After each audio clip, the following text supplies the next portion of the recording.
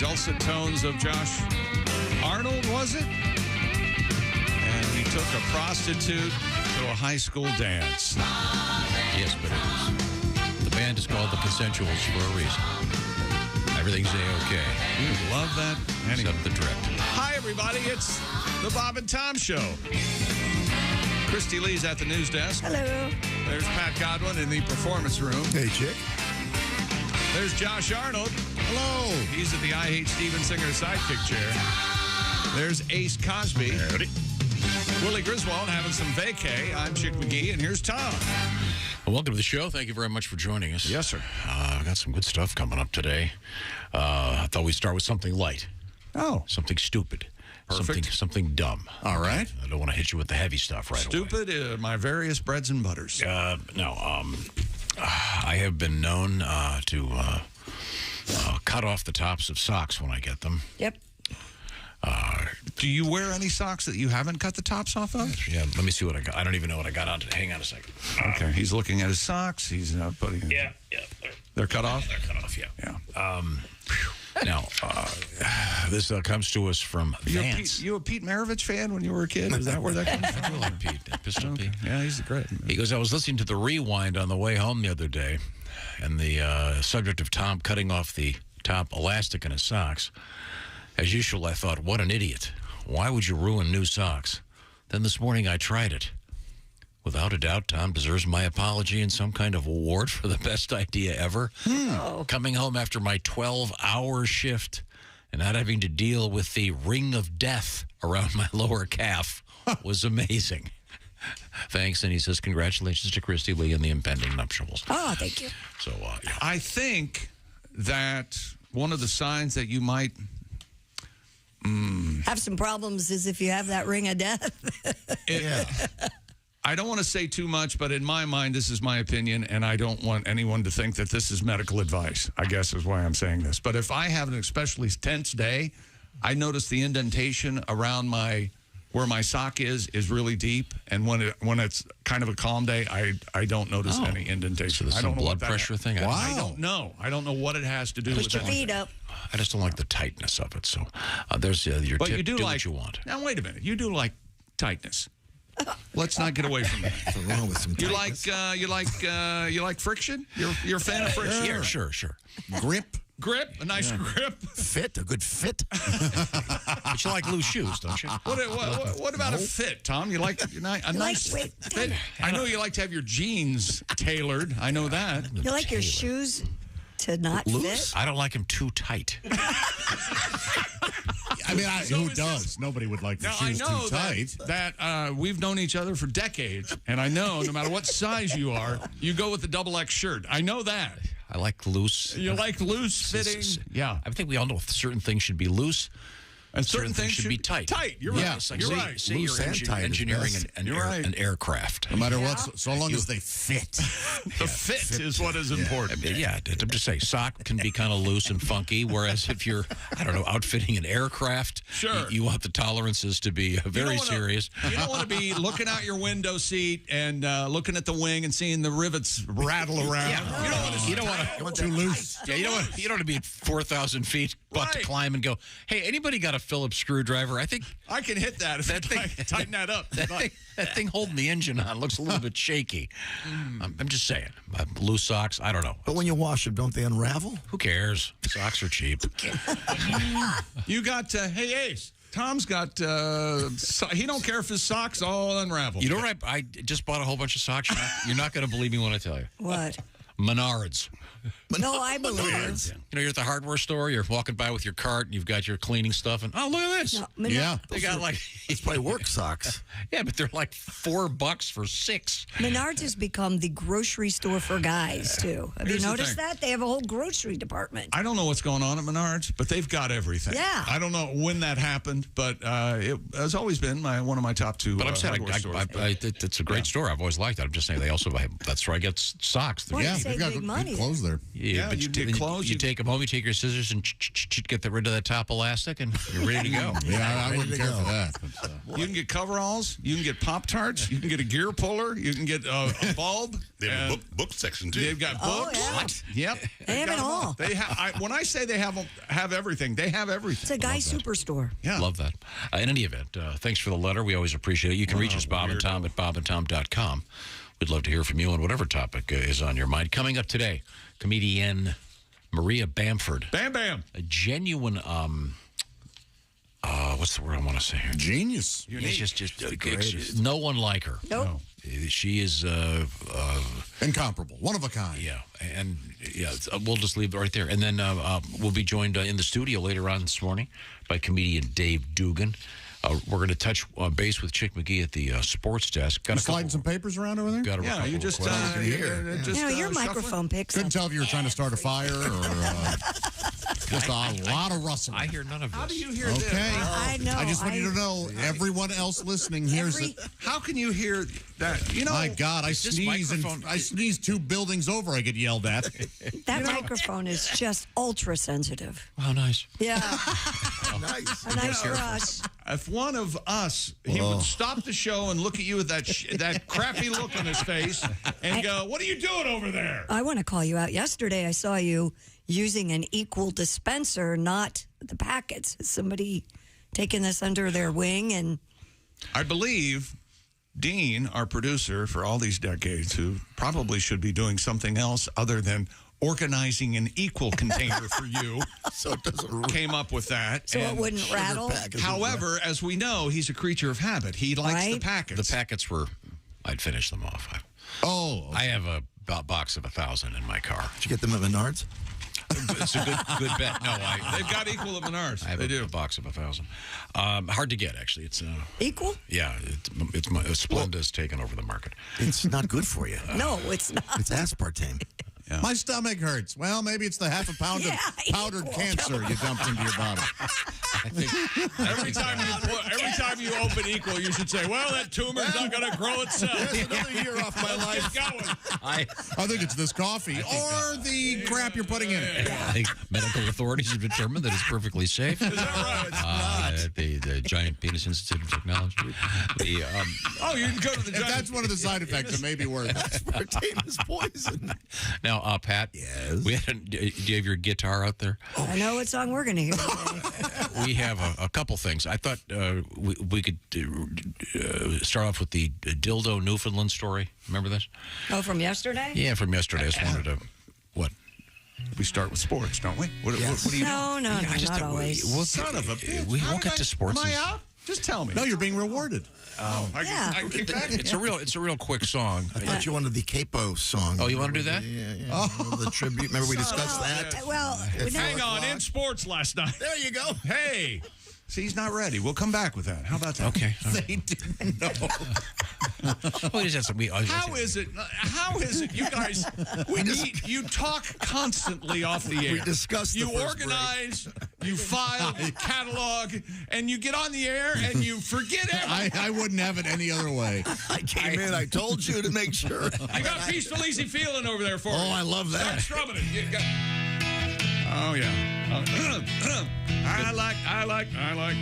Do you have the capo on? I like the way you're sparkling earrings lay against your skin so brown.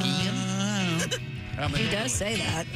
And I want to bang you in the desert tonight. with a lot of scorpions. With While a lot of rattlesnakes sneak up scorpions and bite you. Here we go. I got a piece. Everybody. Easy feeling.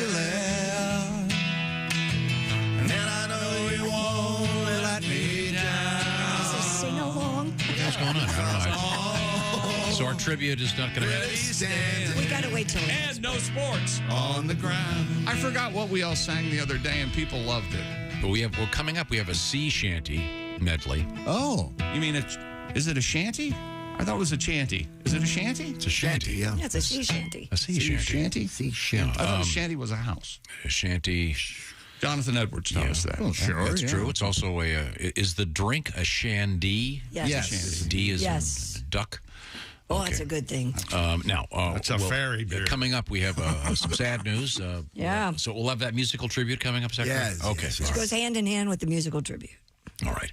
Right now, speaking of hands, you want to get your hands on a good gift for Mother's Day. I'm talking about checking that box off, and soon. Mother's Day is really just around the corner. Today's what, May 2nd, Mother's It's Day. May 14th, 12 days. So, here we go. What I want you to do is go to IHateStevenSinger.com because they've got a whole bunch of gifts for you, including the brand new neon green 24-karat gold-dipped rose. It's called the neon green because it's then treated with a beautiful green, glowing color. You can see I'm looking at one right now, the gold around the edges. This is a rose that'll last forever. It comes in a beautiful gift box. It'll be shipped to you for free. That's right, free shipping. Before it's too late, you want to get on this. These start at about $59, and you'll get a personalized Mother's Day card, by the way. It'll be from you.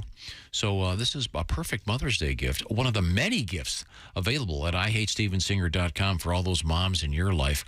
But you can pull over, get on this right now, and have it done. If the orders get in before 2 o'clock Eastern time, Steven Singer makes sure they go out that day. So you can get it out the door today and on the way to you. It's brand new. He's Steven, famous, of course, for the whole series of roses. This is the first in the neon series. But find all of them, look at them, and see what's going on there. Don't forget about bracelets. Necklaces, etc., earrings.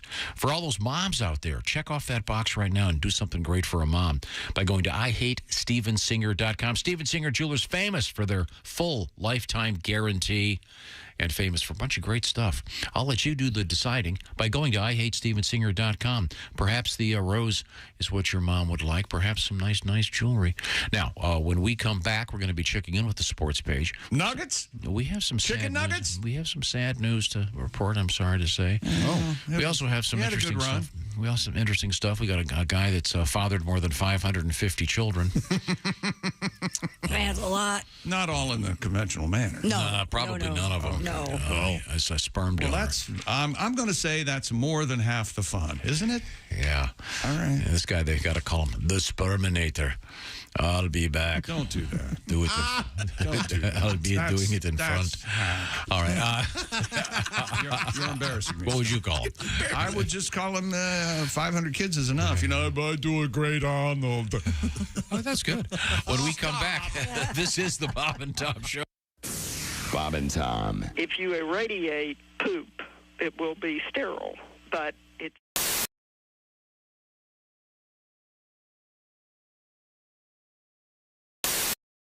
You got the guitar out. So you have a new song? Yeah, I got a new one. Just got finished recording this for upcoming CD. Okay. All right.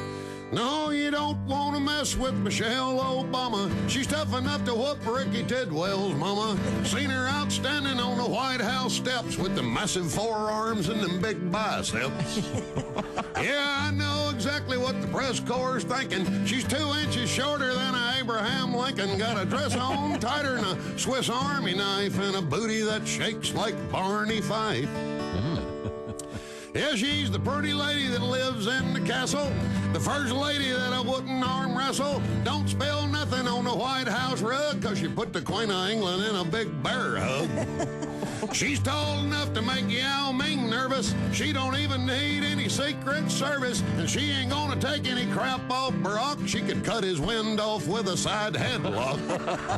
No, you don't want to mess with Michelle Obama. I'd rather start a fight with the Dalai Lama. She's got a lot of class and a lot of behind. And in 5-inch pumps, she's about 6'9". Trying to remember the next verse. May have to come back to me after commercial. Hold on one second. Oh, I know what it is.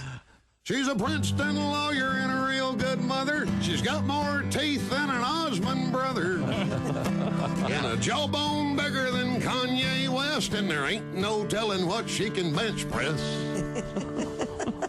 And I think that's all I can remember. That's all you remember? That's okay. It's still going. It's a work in progress. I'll think of it here in a second. It'll hit me when you're in the middle of commercial. All right, yeah, that's fine. Comedian Tim Wilson is here with us, and Tim has his guitar out, obviously, and he's going to be... She knows all the wrong buttons to push. She's read more books than Laura Bush. Got a right arm bigger than Maria Shriver, and she put Oprah Winfrey in a pile driver. No, you don't want to mess with Michelle Obama. You don't want to mess with Michelle Obama. You don't want to mess with Michelle Obama, comma, period. I think that's the end of it.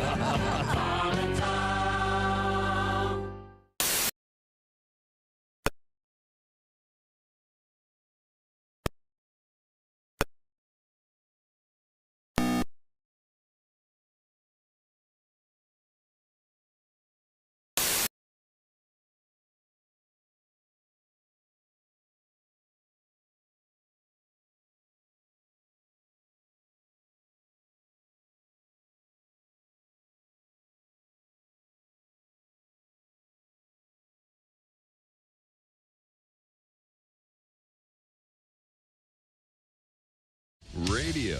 This is Bob and Tom 24/7. 24/7. 24/7. She's a former exotic dancer and adult film star with a rack as big as the Grand Tetons. Now, she's a small claims court judge, and all her decisions are final. Catch the hot new show from Bob and Tom Television. She's sexy.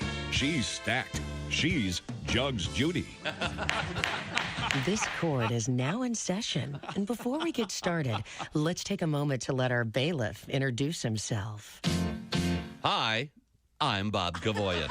Jugs Judy, may I say that you look absolutely stunning today. You certainly are one gorgeous lady. Why, thank you, Bob. You keep flirting like that, and my gavel won't be the only thing getting banged today. My, it's a little warm in here. Does anyone mind if I loosen my robe?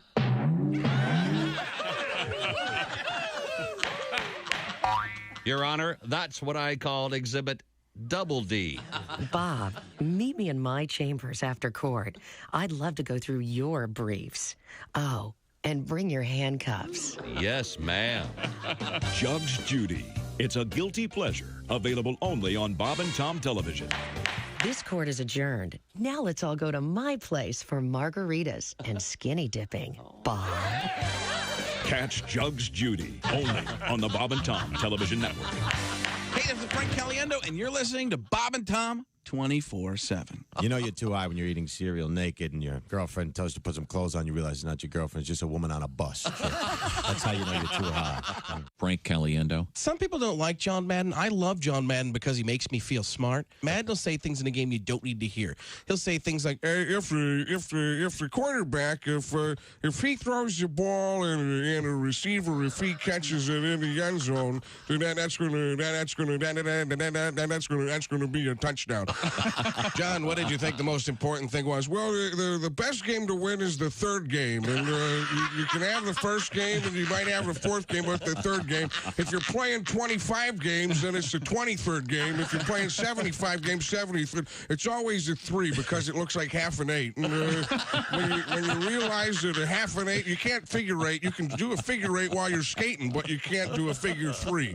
And if you could do a figure 3, that would probably be amazing. But back to what we're talking about. Great football is about great football, and when you're playing great football, hey, that's the best kind of football. This is Bob and Tom 24/7.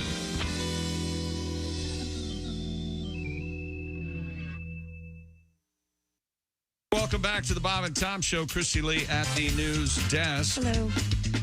There's Pat Godwin in the performance room. Hey, chick. We got a request after we did Peaceful Easy Feeling. Oh, yeah? Oh, we're taking those now. Somebody wants us to sing Seven Bridges Road. That's a tough request. That's a good one. There's Josh Arnold, the I Hate Steven Singer sidekick chair. Hi. There's Ace Cosby. Hey. I'm Chick McGee, and here's Tom Griswold. Hello, Tom. Thank you very much. Now, we have a lot to get to today, but you hate to start off with something sad. Oh, but, what happened? Yeah, some sad news. One of the great figures in music has died.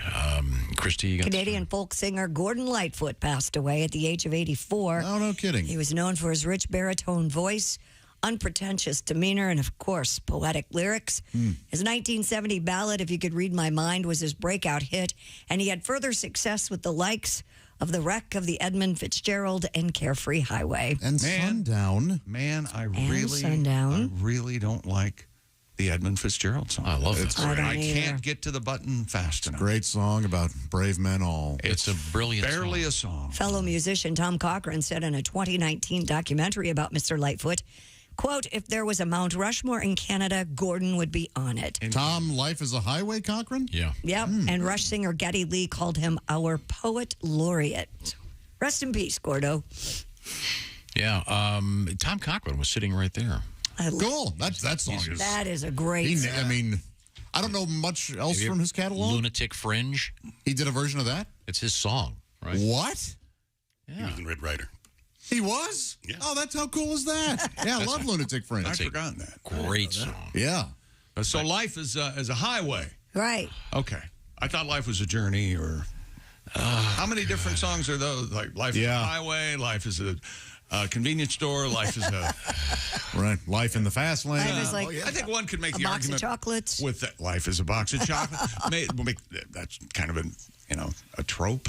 Life is a highway. Oh, It's is a it, Tom? great song. And we're going to ride it all night long. It's a great song. That's a fun one, yeah. God, it's unbelievable. It's going to bug up his ass. It's no peaceful, easy feeling, I'll tell you that. No, that one rocks. Yeah. How about this one? Not peaceful, easy. Remember this? Oh, yeah, this is Lunatic Fringe. Dude, so awesome. I know you're out there. Yeah. There was a time when all this, remember when Boston came out with stuff like this, and they had a little notation on the album, all sounds made by a guitar. I don't know what that I remember being a kid and asking somebody what Pink Floyd album Lunatic Fringe was on. And they were like, what? And I was like, the Pink Floyd song Lunatic Fringe?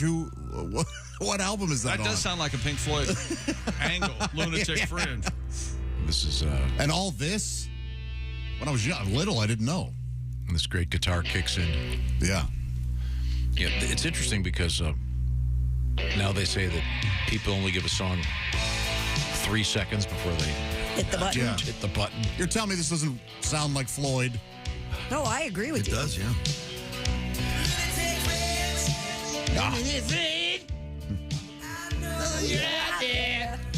Well, if you're going to just do this to it, I will. You ever see Vision Quest, the great wrestling epic? Chick? I think Lunatic Fringe is used about a half a dozen times. That's a good movie. Did Aldo Nova steal this from Red Ryder? I think it was He's Canadian too. He's Canadian too. Well, I'm not hearing anything. What is it? Really? You're not hearing that? Well, that Oh, there we go. Yeah, all right. These guys were listening to nothing but Pink Floyd. No, that's not true. That's not true. Aldo Nova said Red Ryder can kiss our ass. Get the copter effect. That's right. This is the apocalypse now. This is a song, man. No, the point is... There's only 7 more minutes. Calm down. We were talking about Gordon Lightfoot. I know. These are Canadian, too. It's Canadian Day. Related. Well, no, but we have something to get to here. We have a tribute. It changed. Oh, it changed. It's changed. That's what you think. Yeah. No, it's so neat. Hey, wasn't the video his guitar was... He shot lasers at a door. Whoa. Yeah! There's some... This is too much, I think. That's what this is. Well, where's the awful keyboard? Ah! Okay. This is great. Where's the keyboard? Okay, I'm out. Okay, I'm out. You got the scissors. Now. And then what about Billy Thorpe? All these people stole. It's not a matter of Floyd stealing. stuff. Is it Pink Floyd stuff? Okay. I mean, it could be argued this is very cinematic. There are probably many movies that predate Pink Floyd, Dark Side of the Moon, that have a similar effect. I don't think so. Yeah, Not in the 60s. We can't just switch mediums here in the middle of this conversation. We're talking about great... Billy Thorpe, Canadian. Ace, do you know him? Did you have lunch with him? Did he get poutine? Oh, this is... The drummer must have wrote this part. What the hell is this now? Children of the Sun. Oh. Look, if you guys want to go smoke some doobage... And now Kim Mitchell. And report go for back. soda. Go for soda. Might as well go for soda. They're naked ladies. The Quite was. We want Pat to play his tribute. Well, no, you were mentioning that the sad death of the great Gordon Lightfoot, a great singer and songwriter. Mm-hmm. And also quoted in that obituary, Geddy Lee. Yep. Geddy was a huge fan of Gordon Lightfoot. But one of his most famous songs, The Wreck of the Edmund Fitzgerald. I mean, when you can take an event in history and turn it into a pop song, that's so rare. Oh, that song is a very, dirge. very popular song. It is a dirge. It is a dirge, kind of, yeah. It, I believe, was voted the worst song ever at a strip club. I agree with that. But it's a tremendous song, and it didn't start out as a tribute to the actual wreck of the ship, the Edmund Fitzgerald in Lake Superior. No. It did. How did it start? Well, remember when we had Gordon on the show talking about it? Pat, do you remember what he said? It was about a jazz great singer. Yeah, a great jazz singer. Okay. It sits down below like the ship we all know, the rectum of Ella Fitzgerald. She'd scat when she sang and her bottom would bang. A disaster when the winds would come early. The Fitzgerald family emailed me, said stop singing about poor Ella's rectum. They complained and they cussed. I threw Tom under the bus. I said I write him. It's Tom who corrects him.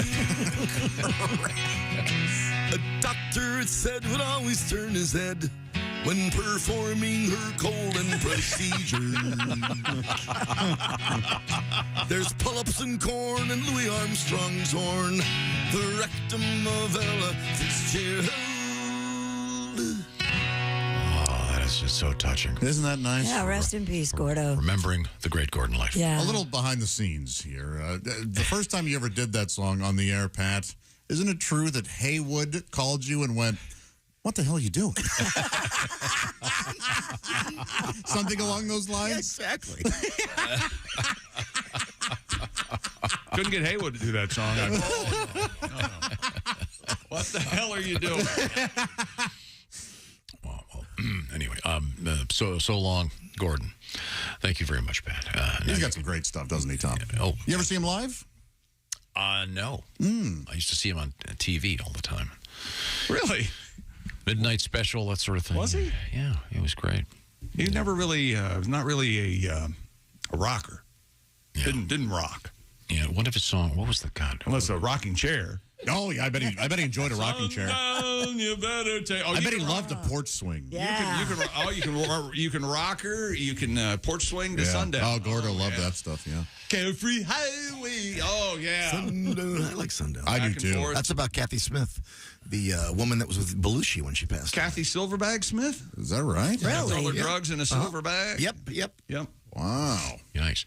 Well, let's move forward here. Have another 8-ball. We can touch base with Chick McGee, who happens to be at the Bob and Tom Sports desk. NBA action. Denver Nuggets take a 2-0 lead over the Phoenix Suns and Kevin Durant in their Western Conference semis. They rally the Nugs, a 97-87 victory at Ball Arena in Denver. Nikola Jokic, the Joker, had 39 points, 16 rebounds. Just another night for the dad bod god. Devin Booker led the Suns with 35 points. Kevin Durant had 24. And James Harden and his beard matched his playoff career high. All right. 45 points for the beard last night. Hit a go-ahead step-back three-pointer over Al Horford. Good! With 8.7 seconds left. As the Sixers rally without Joel Embiid to beat the Celtics 119-115 in Game 1 at the Garden, Tom. The Celtics fans are beside themselves. Tyrese Maxey had 26, and Tobias Harris should be a private investigator. He had 18 points for the Sixers. And last night in the NHL, Akira Schmid rebounded from his only bad game, made 31 saves in Game 7, lead the New Jersey Devils. Got to support the team. A 4-0 victory over the Rangers. Michael McLeod and Thomas Tatar, as in the sauce, scored second period goals in the series decider. Tartar is his last name? Tatar. T-A-T-A-R. Oh. Okay. Tatar. Tartar sauce. And speaking of the NHL playoffs going right along, In an attempt to keep Toronto Maple Leaf fans from taking over the Florida Live Arena during their upcoming second-round Stanley Cup Series, the Florida Panthers are restricting ticket sales for home games to United States residents only. Oh. Only? Only. Not even... Only. Wow. Quote, news release from the Panthers. Is that legal? Florida Live Arena is located in Sunrise, Florida. Scalpers everywhere went, fine with us. I was in law school for 3 years. I don't know if this is... That's crazy. Sales, this is a quote from the Panthers. Sales to this event will be restricted to residents of the United States. Residency will be based on credit card billing address. Orders by residents outside of the United States will be canceled without notice and refunds given. Whoa. While those living in Canada won't be able to buy tickets directly from Ticketmaster, resale tickets are, of course, available to the Canadians. The Panthers did not make an official statement explaining their reason for limiting ticket sales other than they're playing the Toronto Maple Leafs and they don't want anybody from Canada in their arena. There are 7 NHL teams based in Canada that play through the regular season without issues. The Vegas Golden Knights will be taking on the Oilers from Edmonton for their second-round series and have not put restrictions on ticket sales. Maple Leafs fans travel very well, so apparently they're trying to keep them out of their arena. You know who won't be at that game? Gordon Lightfoot. Gordon Lightfoot. No, he won't. He won't be. Canadian. I don't know if he's a Leafs fan or... I don't know where he grew up. Yeah, I don't know either. Probably something like Bushy Naval or something. No, I forget. Oshkosh. Small town. Really? Oshawa. They have a big folk festival every year. Oh, they do? Yeah, he usually goes. This year will be an exception. Really? Being dead and all. Yeah. Okay, sorry. Gordon days. And let's stay in the NHL. There appears to be celebrity interest in buying the National Hockey League team in Ottawa, the Sens. They call them the Senators, but they call them the Sens. Oh, I did not know that.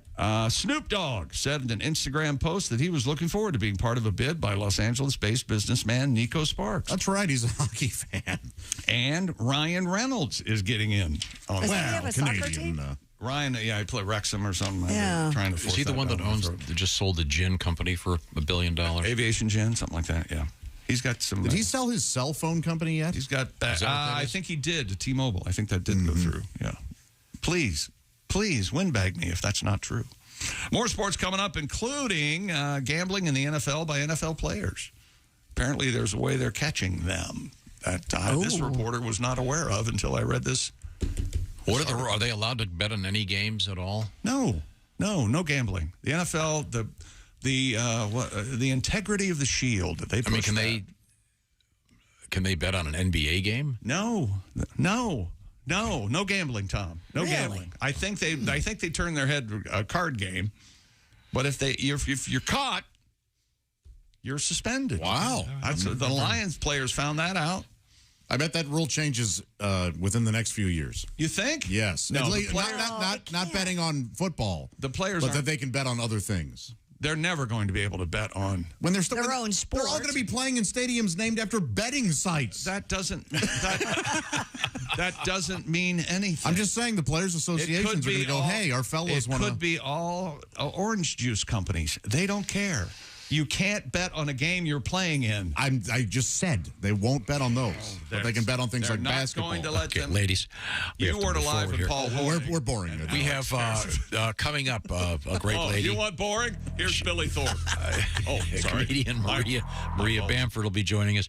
Also, comedian Dave Dugan. Right now, I want to talk to Josh about that great house he's been putting together for years. It's in great shape now. You got everything tweaked, but you had to do some work recently, so you went to Angie. That's right. Angie's List is now Angie, your home for everything home. Angie doesn't just get your home projects done. Angie gets them done well. Take my word for it. Angie is your personal home expert, having served 150 million consumers to date with over 220,000 pros in their network. So in other words, you're going to find the person you need to help fix up your home, and they're going to do it right. I love Angie. Angie makes it easy to research, compare, and hire pros to ensure a job done well. And Angie has simplified finding help for home projects. Sometimes you just don't know how or where to start. That's what Angie is for. In just a few taps in the Angie app or clicks on the site, you can have Angie tackle your home service project from start to finish, or maybe you're just in the market for something. You want to find out some prices on a little work you want done. Research, connect with local pros on Angie for your specific project.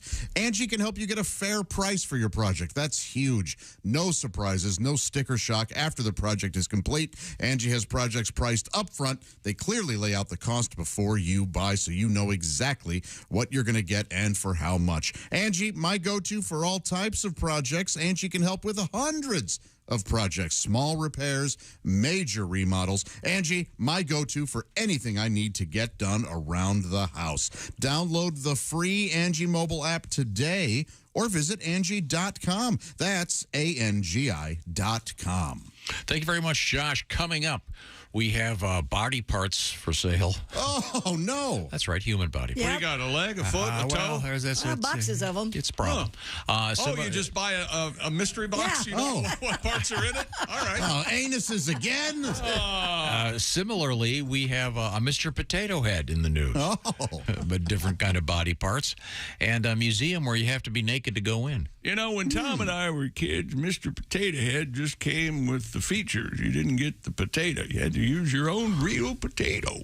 Oh, that's Isn't that right, Tom? That's right. Damn right. It's a lot more fun. Didn't the plastic melt when you baked them? No, you're not hearing what I'm saying. When we come back, we'll meet the old man. This is the Bob and Tom Show. Text us at 888.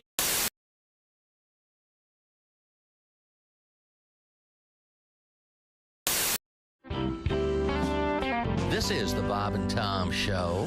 Hey, hi. With us in the studio, comedian Sal D'Amelio and Scott Dunn hanging out with us. Scott, anything else in your life of interest these days? Well, I just bought that van. So we're that's right. You got the big that. van. We're enjoying that. Van. Now, van or minivan? Minivan. In this day and age, everyone just assumes minivan when you have children. I would think. How many people have the conversion van? Is that what they're called still? Oh, I would love a conversion van, but yeah. Is that where you can convert it into a bedroom? Yeah. Boudoir. Sweet. No. Really? Yeah. Knock one out on the way going down the road. Let's pull into that rest stop, honey. Well, you're going to have to leave the kids at the previous rest stop because. Well, none of them are going to be there. Buying a car is a grind. I haven't bought a car from a dealership. It is like a 2-hour, 3-hour grind. That's tough, yeah. And so you don't want to be stuck with some idiot. No. You want a professional. You want somebody. So I've done a little list of how you can tell whether your car salesman's professional or unprofessional. Oh, really? Okay, good. Okay. We'll see. All right.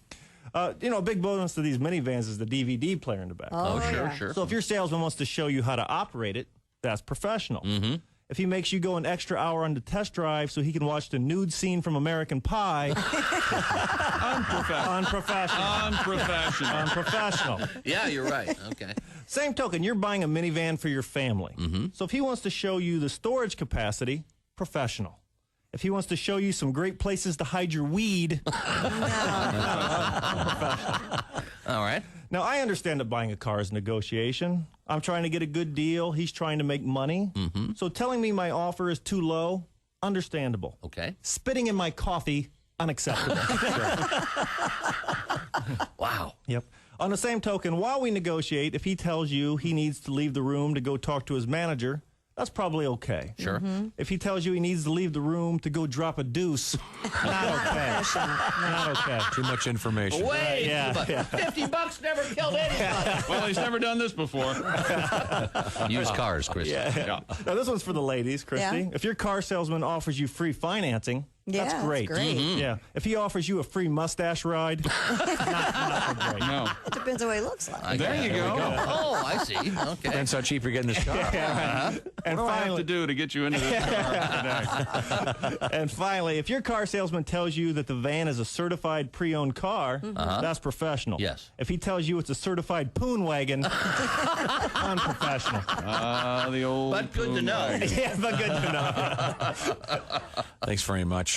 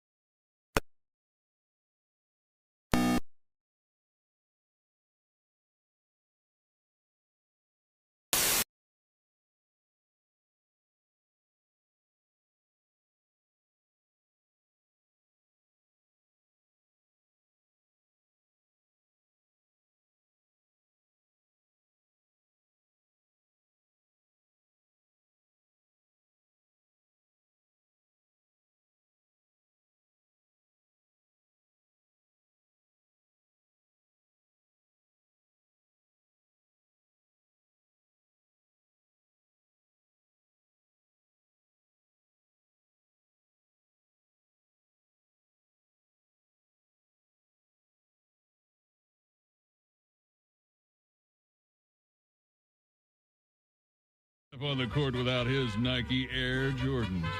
And Jose Impalero doesn't step into the streets of Pamplona without his Air Toro. Air Toro. Once you strap on these bright red steer hide zapatos, you'll be ready to run for your life. Yes, hello, this is Jose Impalero. You know, when I put on my Air Toros, I feel like I can... Oh, mi Dios. Oh, no, Toro, el Toro. Help me, somebody. Air Toros. People would walk over you to get this shoe. Air Toros. Hemingway may have worn khakis, but he never got to wear Air Toros. Plenty of other famous people love their Air Toros. People like Gore Vidal, Bruce Hornsby, Red Skelton, and the Chicago Bulls. So, hoof it on over to your favorite shoe store, Air Toro. No, Toro, el Toro. Air Toro. Just do it.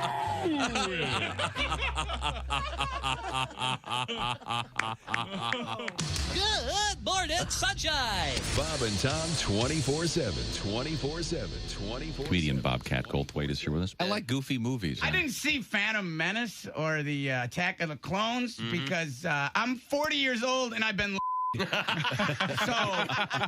Star Wars, the Lord of the Rings, you know, none of that stuff really.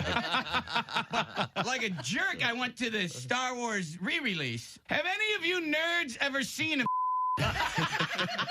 Could you pick a out of a police lineup? If I had a and a donut and a mop, could you tell me the difference between these things? Because the day you actually see one, you're going to throw that stormtrooper cookie jar right out the window. You're going to go, what was I thinking about? I go, I don't know. We've been trying to tell you about it for years. Why do you have to get drunk to be an ass? Why do you have to get tight before you get loose? Why do you need a double before you get into trouble? Can't you get into trouble without an excuse?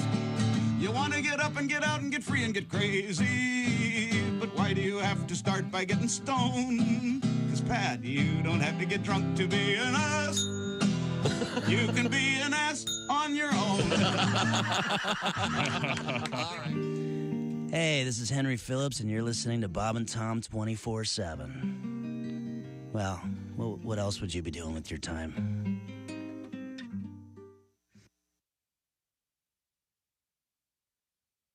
I'll give you details on all that coming up. Welcome back to the Bob and Tom Show. Christy Lee at the news desk. Hello. Pat Godwin in the performance room. Hey, Chick. There's Josh Arnold at the I Hate Steven Singer sidekick chair. Hi there. Mother's Day right around the corner. There's Ace Cosby. Hey. Willie Griswold on assignment. I'm Chick McGee, and here's Tom Griswold. Thank you very much.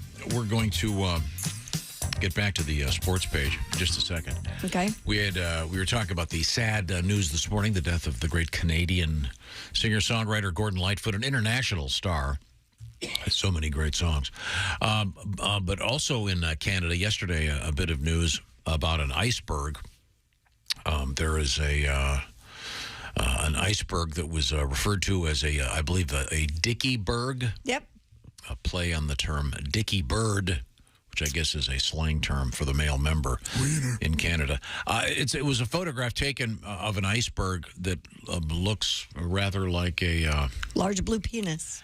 Yeah, and it hit the internet, and of course everyone went crazy. But I mean, it's got two sort of spheres at the bottom, and it is floating in the, I guess, what would be considered to be the erect position. Is that fair to say? Yes. Mm-hmm. Yeah. It got quite a bit of attention. The photographer actually is a man from a place called Dildo, Newfoundland. His name is Ken Pretty, and he captured the image in a place called Conception Bay. We couldn't make this stuff up. No, it's gotten silly, hasn't it? Yeah. We got a letter regarding this from Gene. He writes, I heard your segment about Newfoundland and the man from Dildo. I was in the Navy and stationed at Naval Air Station Argentia, Newfoundland, in the 70s. There's a road sign in the main road across Newfoundland that runs from the East Coast to the West Coast. On that road near Agentia's Access Road is a sign that reads Dildo 22, Heart's Content 45, Conception Bay 50, and Placentia 32. Wow. So some very unusual names. Yeah, but if you've seen a picture of this iceberg, it was dubbed the Dicky Berg. Mm-hmm. And it's been shared by thousands of people, of course, on the internet. A lot of punny comments, et cetera, et cetera. But, Pat, oh, wait a minute. Who's that? I'm a singer of sea shanties. Oh. And my name is Shameless McCoxbent. I'm sorry, what was that name? Shameless McCoxbent. Ah, well, Mr. McCoxbent, good to have you. Thanks for having me. Can we call you Shameless? Sure. Okay, Shameless. Everyone else? We often do. All the ladies Shameless, do. you got a guitar, I see. Yes. Is this a tribute to the famous floating phallus? Off the coast of Newfoundland, sticking straight out of the sea, is a giant hunk of ice, looking like a big old D. The tip of the shaft is a purplish hue, and two big blue balls in the misty morning dew. Dicky Berg, it's hard on ships. Have you heard? Dicky Berg, frozen stiff, Dicky Berg. A brand new sea shanty. There are so many old sea shanties. Lovely. Can you teach us one? Yeah, my family goes way back. I'll give you the first version of Blow the Man Down. Oh, okay. All right. It's a little bit of a it's a sing-along. Here we go. Come on, you young fellows who follow the sea. Way, hey, blow the man down. Ladies are scarce, so just listen to me. Give me some time to blow the man down. This is the early version of it. I'm a deep water sailor, lonely as can be. Come on. Way, hey, blow the man down. I will do you, and then you will do me.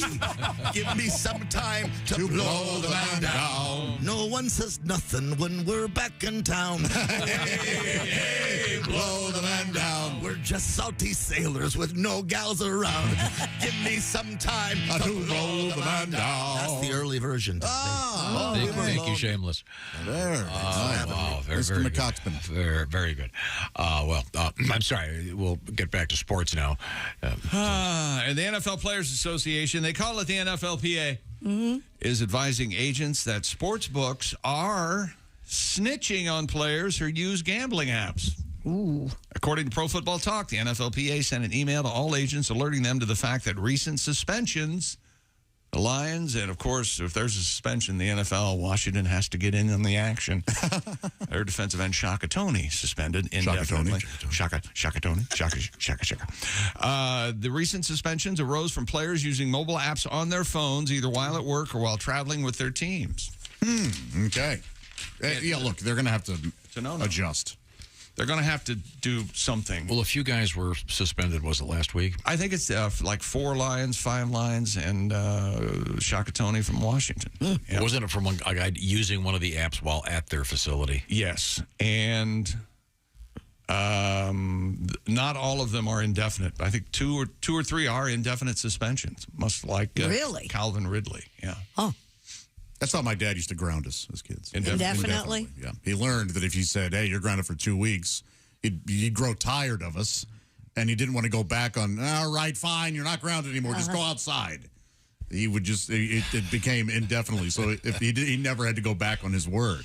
That's it was better for him, really. Yes. Than you. Oh. So he's like, it could be 1 day, it could be 1 year. You don't know. You don't know. Indefinitely. That's what he'd say.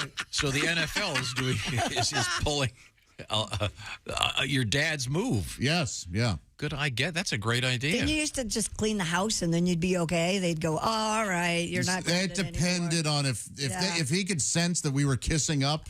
No. Okay. Yeah. And sometimes he was like a warden. He'd add time. Take time away. Oh, really? Yeah. Hell. 2 more days. Why? What did I do? Fighting in your room. Did you ever get this? Why don't you go outside, blow the stink off of you? Something like that. You ever get that? My grandmother, yeah. No. Blow the stink off. Blow the stink off of you, yeah. That's a Go nice outside phrase. and I'm play. not My familiar. grandma used to jokingly tell us to go outside and play in the street. Yeah, mine too. My parents. I always love that. Yeah. Not you say in the street or in traffic? Either one. She would just say in the street, but of course that's what was implied. Yeah. I see. Coming up on today's show, we're going to speak to the great comedian Maria Bamford. I'm so looking forward to Maria. And we will be experimenting with other aspects of contemporary culture. Is that right? Yeah. I know. We're also going to be talking with comedian Dave Dugan. We have an odd story resurfacing. Do you remember the alleged artist that duct taped a banana to the wall? Oh, God, yes. This made him so mad, remember? Brilliant. Amazing. I've never seen anything like it. And someone, I think they bought it for more than $100,000. Oh, boy. Apparently it's touring. Really? And there's been a problem with it. All right. So the banana art is back in the news. Also, speaking of museums, we have a museum where they're doing a special exhibition where you have to show up naked. It's quite the big deal. And then speaking of bodies, we have body parts, sadly, of dead humans that have hit the black market. And then body parts found at the side of the road. And Mr. Potato Head, which more fun body parts with Mr. Potato Head, I would think. I think you'll agree with me on that. We're coming right back. It's the Bob and Tom Show. Thanks for listening to the Bob and Tom Show this morning. Even though we're not too much to look at, you can also watch the show on our YouTube channel.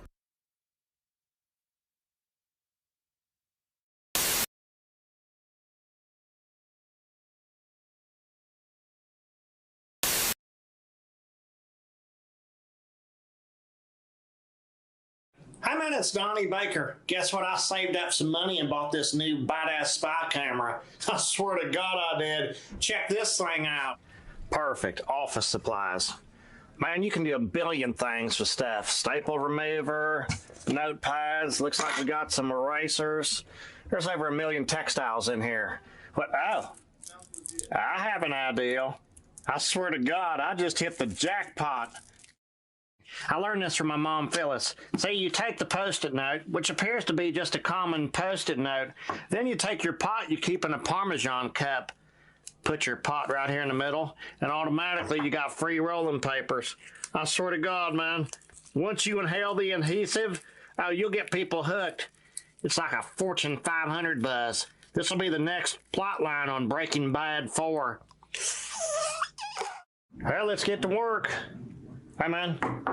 Hey, Donnie. I don't think you're supposed to be back here. It's okay, man. I shut the door. Look, I come loaded for bear. I know how much you like this stuff. Don't start tweaking. I made these myself with Post-it notes. Here's your free one.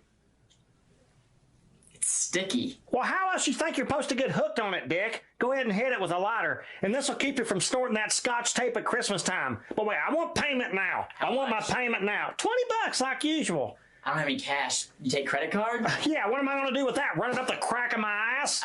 There's your other joint. Come on, Donnie. I gotta go.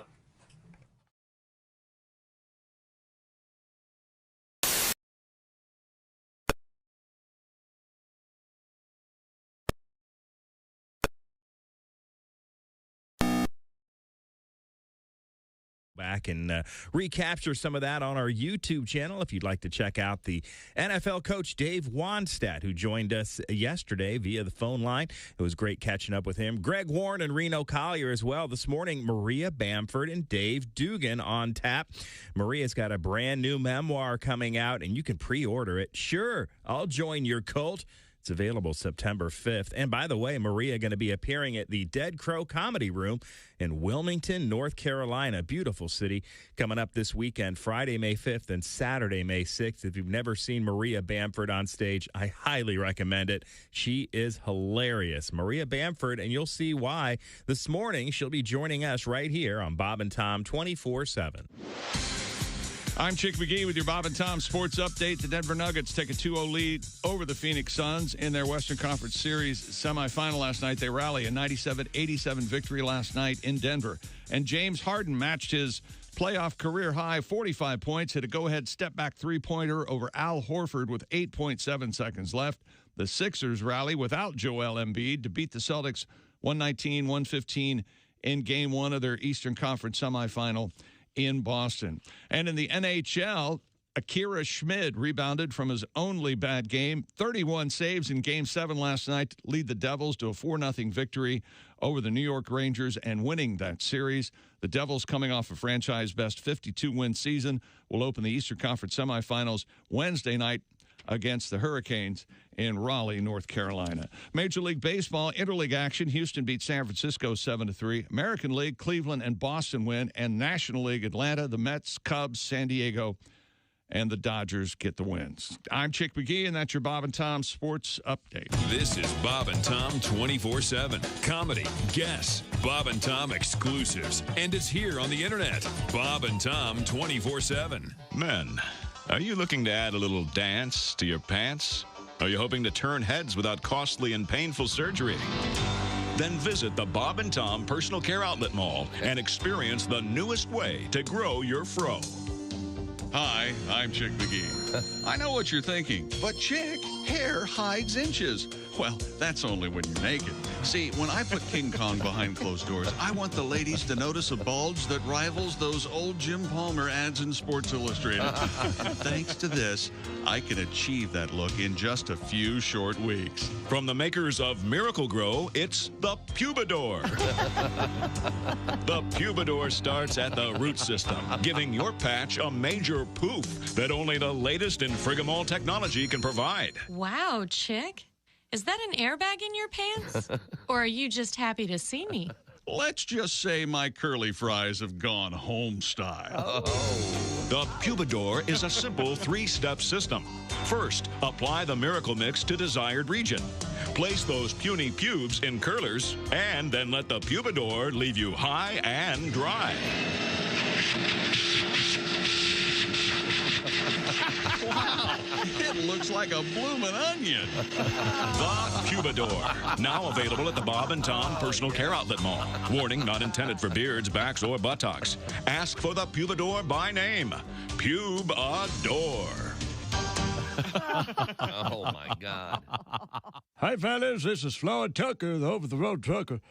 You're listening to Bob and Tom 24/7, of course. So, Mark, you're a single guy.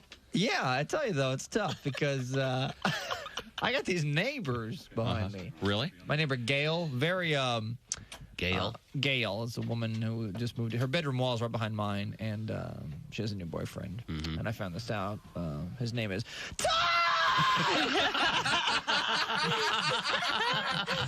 Are the stars out tonight?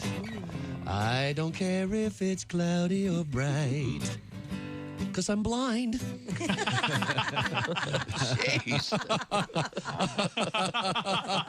comedian Alan Havey joins us. What else is on your mind? What are you talking about these days? Oh, my girlfriend wants to have kids now, and I don't want kids.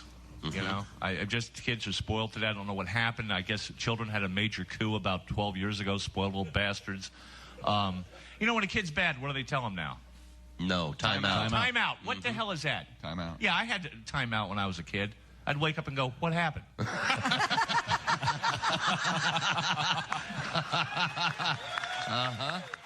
Bob. Coming up. Welcome back to the Bob and Tom Show. Christy Lee at the news desk. Hello. There's Pat Godwin in the performance room. Hey, Chick. Hey, there's Josh Arnold. Chick. He's at the I Hate Steven Singer sidekick chair. There's Ace Cosby. Hey. Willie Griswold on assignment. I'm Chick McGee, and here's Tom Griswold. Thank you very much. Now, coming up, comedians Dave Dugan and Maria Bamford. Right now, we have Chick McGee at the Bob and Tom Sports Desk. Have we missed anything? Well, stupid world around. You're rubbing your head. A German man broke the Guinness World Record for the quickest time, fastest time to assemble Mr. Potato Head while blindfolded. This guy's an adult. Did you have to get the pieces in the right place, or can you just put them anywhere? You can't put a mouth and an ear, right? No, they got to be in the right place, apparently. Oh. Serial record breaker Andre Ortov, I think was in the WWE for a couple years, achieved the title with a time of 12.11 seconds. Ortov has more than 100 titles to his name. That's great. He previously, you remember, You remember him from breaking the record for the fastest time to finish a Capri Sun after drinking the beverage pouch in 10.41 seconds. Oh, we don't like this guy because he beat the record of our friend Declan. That's right. It's interesting. Is it? There's a video of this guy doing this. Uh-huh. And first of all, it's Mr. Potato Head. What's the... Well, because with Mrs. Potato Head, it's going to take her forever to decide, which earrings to go with the purse. Yeah, it does take a little longer. Yeah. Dames, huh? Man, oh, man. Can't live with them. Do you think the guy that has, the world record for the fastest Rubik's Cube looks this up and goes, really? What a loser. This is in the same book. This guy puts together Mr. Potato Head. I can do this amazing Rubik's Cube in 3 seconds or whatever. Wait a minute. I thought you were being silly by saying one loser making fun of another. You're actually championing this Rubik's Cube guy. The Rubik's Cube, that takes some smarts. No. There's a system, and as soon as you figure it out. I used to be able to do it, and I don't know what it was, but there was absolutely a trick to it. If you turned it in a certain way enough times, you'd get back to all whatever solid color. I'm just saying. Whatever.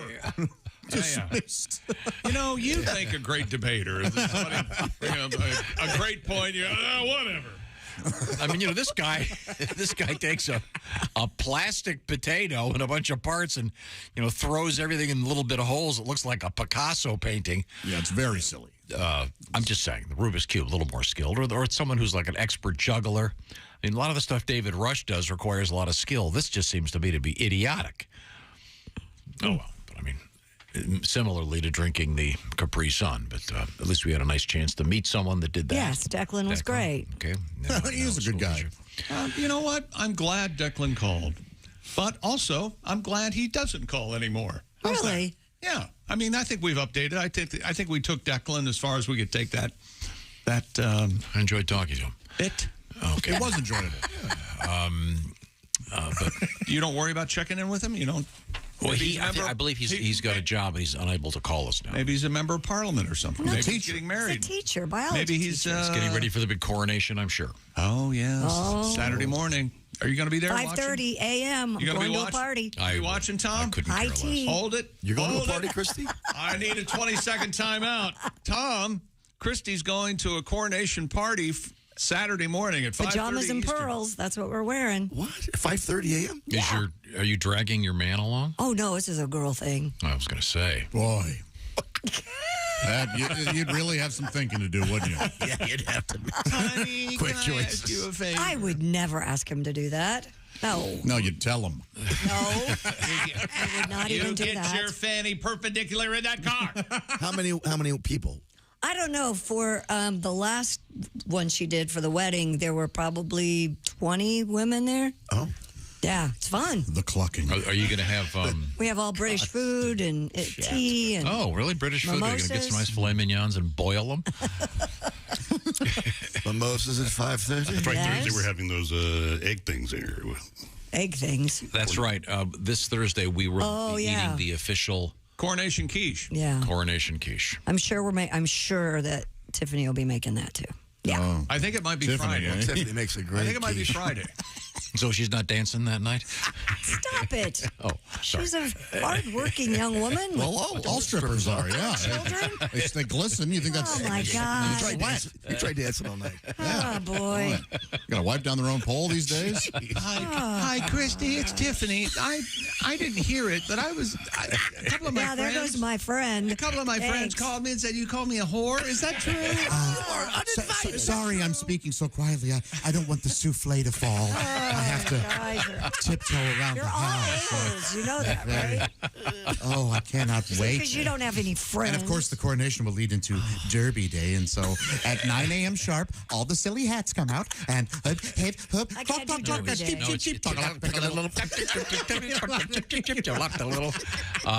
Good Lord. Oh, we got to pick our Derby horses. That's cool. So you got a long day. You'll be doing mimosas at 5:30 in the morning and then again at 5:30 in the evening. Well, and then I have an event that night. Take it from me. A couple of things. First of all, CVS won't sell liquor till 7 a.m. I'm not saying how I know planned that. an event. Secondly, there's nothing worse than being hungover at 10:30 in the morning. Oh, I agree. That really is a special thing. No, I'm going to have tea. just loaded. You're not drinking? No, I'll be drinking tea. So I'm not going to drink what time alcohol does that early. the ceremony start on TV? I don't. Well, I assume 5:30. That's why we got to be there at 5:30. I don't know. Is that the actual? I mean, is this? I have no idea. You girls will have a blast. It's fun. The giggling. I have the greatest pajamas for it too. They're really nice looking. Oh, do they have the flap in the back that? No, they have feathers on the. You guys have cuffs. pillow fights? Like satin. Oh, that's from the Kim Mulkey line, the coach of LSU that likes to wear feathers on everything. Is that where that's come? Is your lady friend Tom doing anything for the coronation? Does she care about this? No. I don't care about it, but I like a good party. I thought you kind of do have somewhat of an interest in the royal family. But Josh, you realize that Tom's lady could be doing something for the coronation. Tom would have no idea. No, he wouldn't tell us either. Well, apparently there were 9,000 cars in my driveway. I don't know what. I have no idea. I backed into all of them. I walk the dog a I lot. can't even comment. I have so much to do. Saturdays are brutal. Boy, I never want to live that life. Why are Saturdays I don't think I've brutal? ever said Saturdays are brutal. Let's Me see. either. Not since I worked the road. Soccer, lacrosse, swimming. It's all happening. Well, you have 20 kids. So, so it'll be... Keep your Peter in your pants and what's happening? Yeah. Too late. wear some protection. Most guys your age are playing golf on Saturday, having a great time. Or being hung over at 10:30 in the morning. Yeah. Or the small of a back can be wiped off.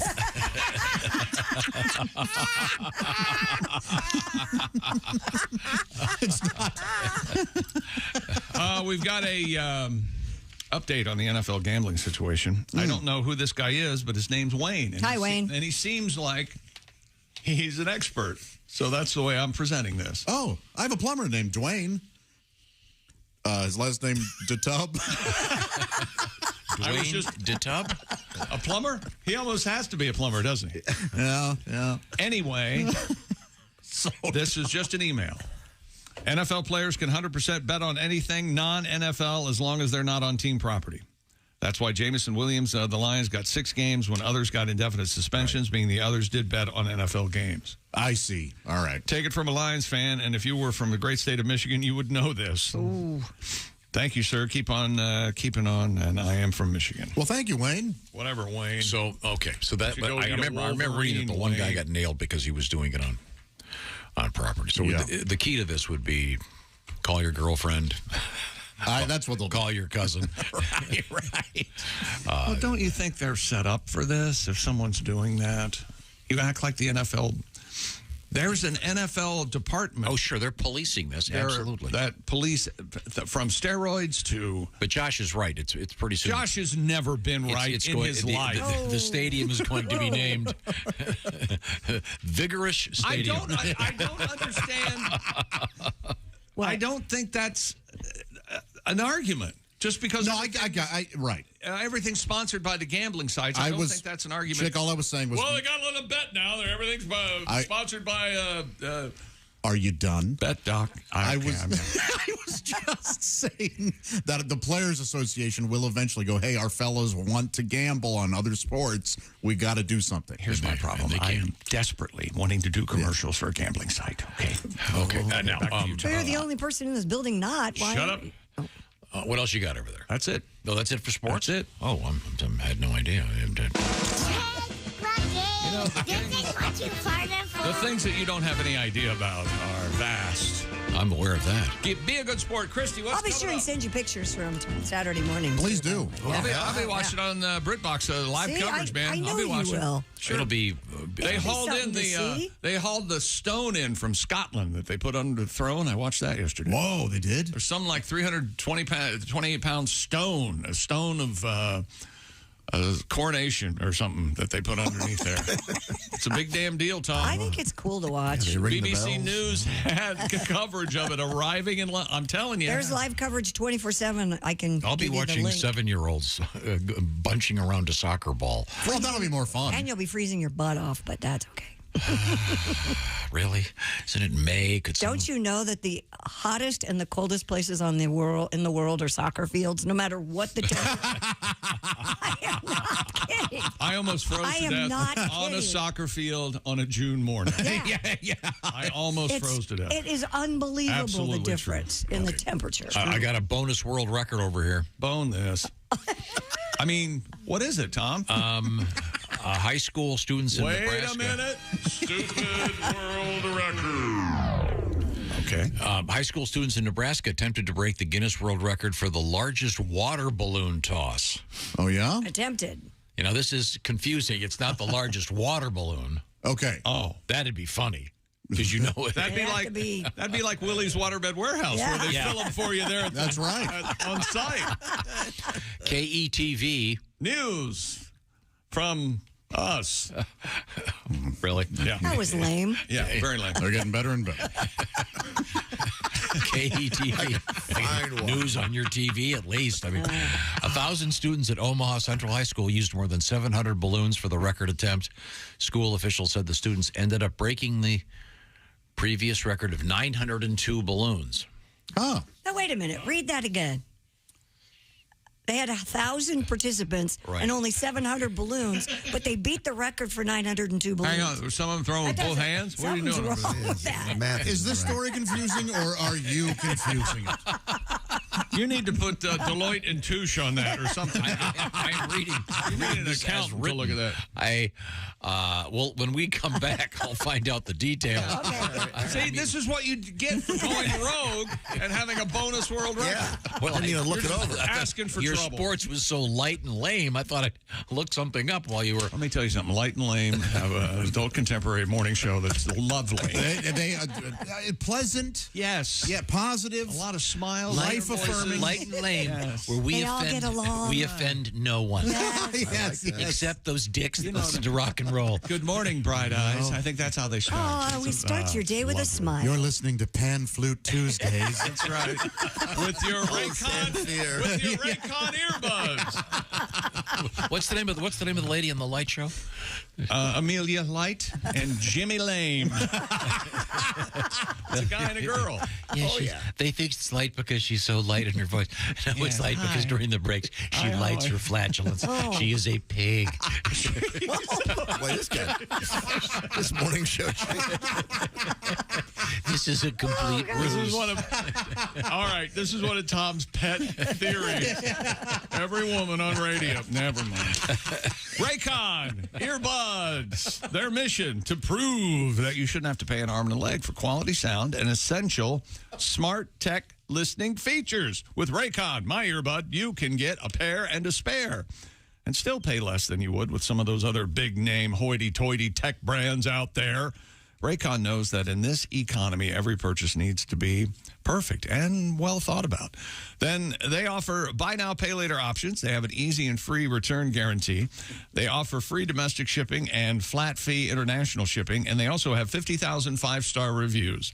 And I haven't even said anything about Raycon's great 8 hours of playback, crystal clear call quality, and water and sweat resistant. Go to buyraycon.com/Tom today. Get 15% off your Raycon order. That's buyraycon.com/Tom. Score 15% off your Raycon purchase. One more time. Listen to me, then go there. Buyraycon.com/Tom. It's light and lively. She's light. No, light and lame. Light and lame. Wait a minute. Did Jimmy Lame get fired? Is that what you're telling me? I can't get over Tom's snitch character. I'll tell you something about Joanne Light. That's right. She's a pig. She's such a pig. She flushes her tampons. She's the one. That's where they put the signs everywhere. So far because of that pig. We've got two morning shows: Light and lively and light and lame. Light and lame, and Stoner and Fatso. Stoner and Fatso. They play the good music. Don't forget about them. Tom, you're one of the funniest people on the planet. This is the Bob and Tom Show. Hi, this is Kostaki Economopoulos, and you are listening to Bob and Tom 24/7. What up, Kostaki? Mark Allison here with.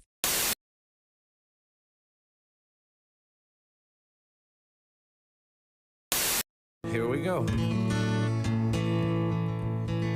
B-double-E-double-R-U-N, beer run. Yeah. B-double-E-double-R-U-N, beer run. All you need is a 10 and a 5-er, car key and a sober driver. B-double-E-double-R-U-N, beer run. Couple of frat guys from Abilene drove out all night to see Robert Earl Keen at the K-Pig Swine and Soiree dance. They wore baseball caps and khaki pants. They wanted cigs, so to save some money, they got one off a hippie that smelled kind of funny. Next thing they knew, they were both really hungry and pretty thirsty, too. B-double-E-double-R-U-N, beer run. B-double-E-double-R-U-N, beer run. All you need is a 10 and a 5-er, car key and a sober driver. B-double-E-double-R-U-N, beer run. I found a store with the sign said their beer was coldest. They sent in Brad because he looked the oldest. He got a case of beer and a candy bar. Walked over to where all them registers are. Laid his fake ID on the countertop. Clerk looked, he turned, he looked back up, he stopped. He said, "Kid, I'm not going to call the cops, but I'm going to have to keep this card." The guys both took it pretty hard. Sing it if you know it, even in your car.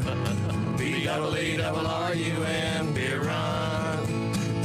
B-double-E-double-R-U-N, beer run. All you need is a 10 and a 5-er, car key and a sober driver. B-double-E-double-R-U-N, beer run.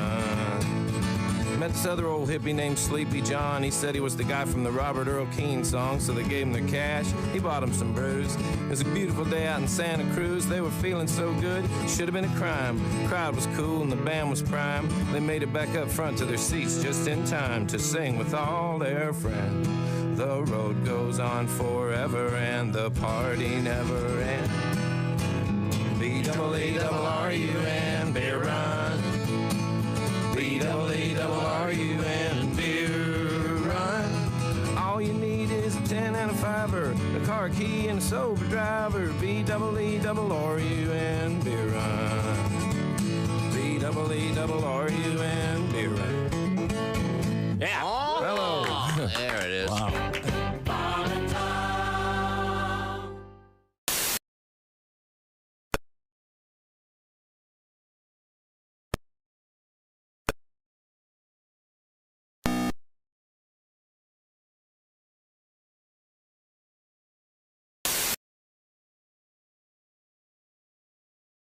Oh, wow. Just look at the way Vader swings his lightsaber.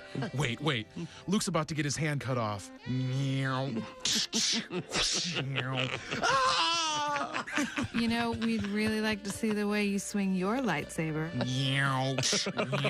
I told all the girls about it. Dude, here it comes. Vader's gonna tell Luke he's his father.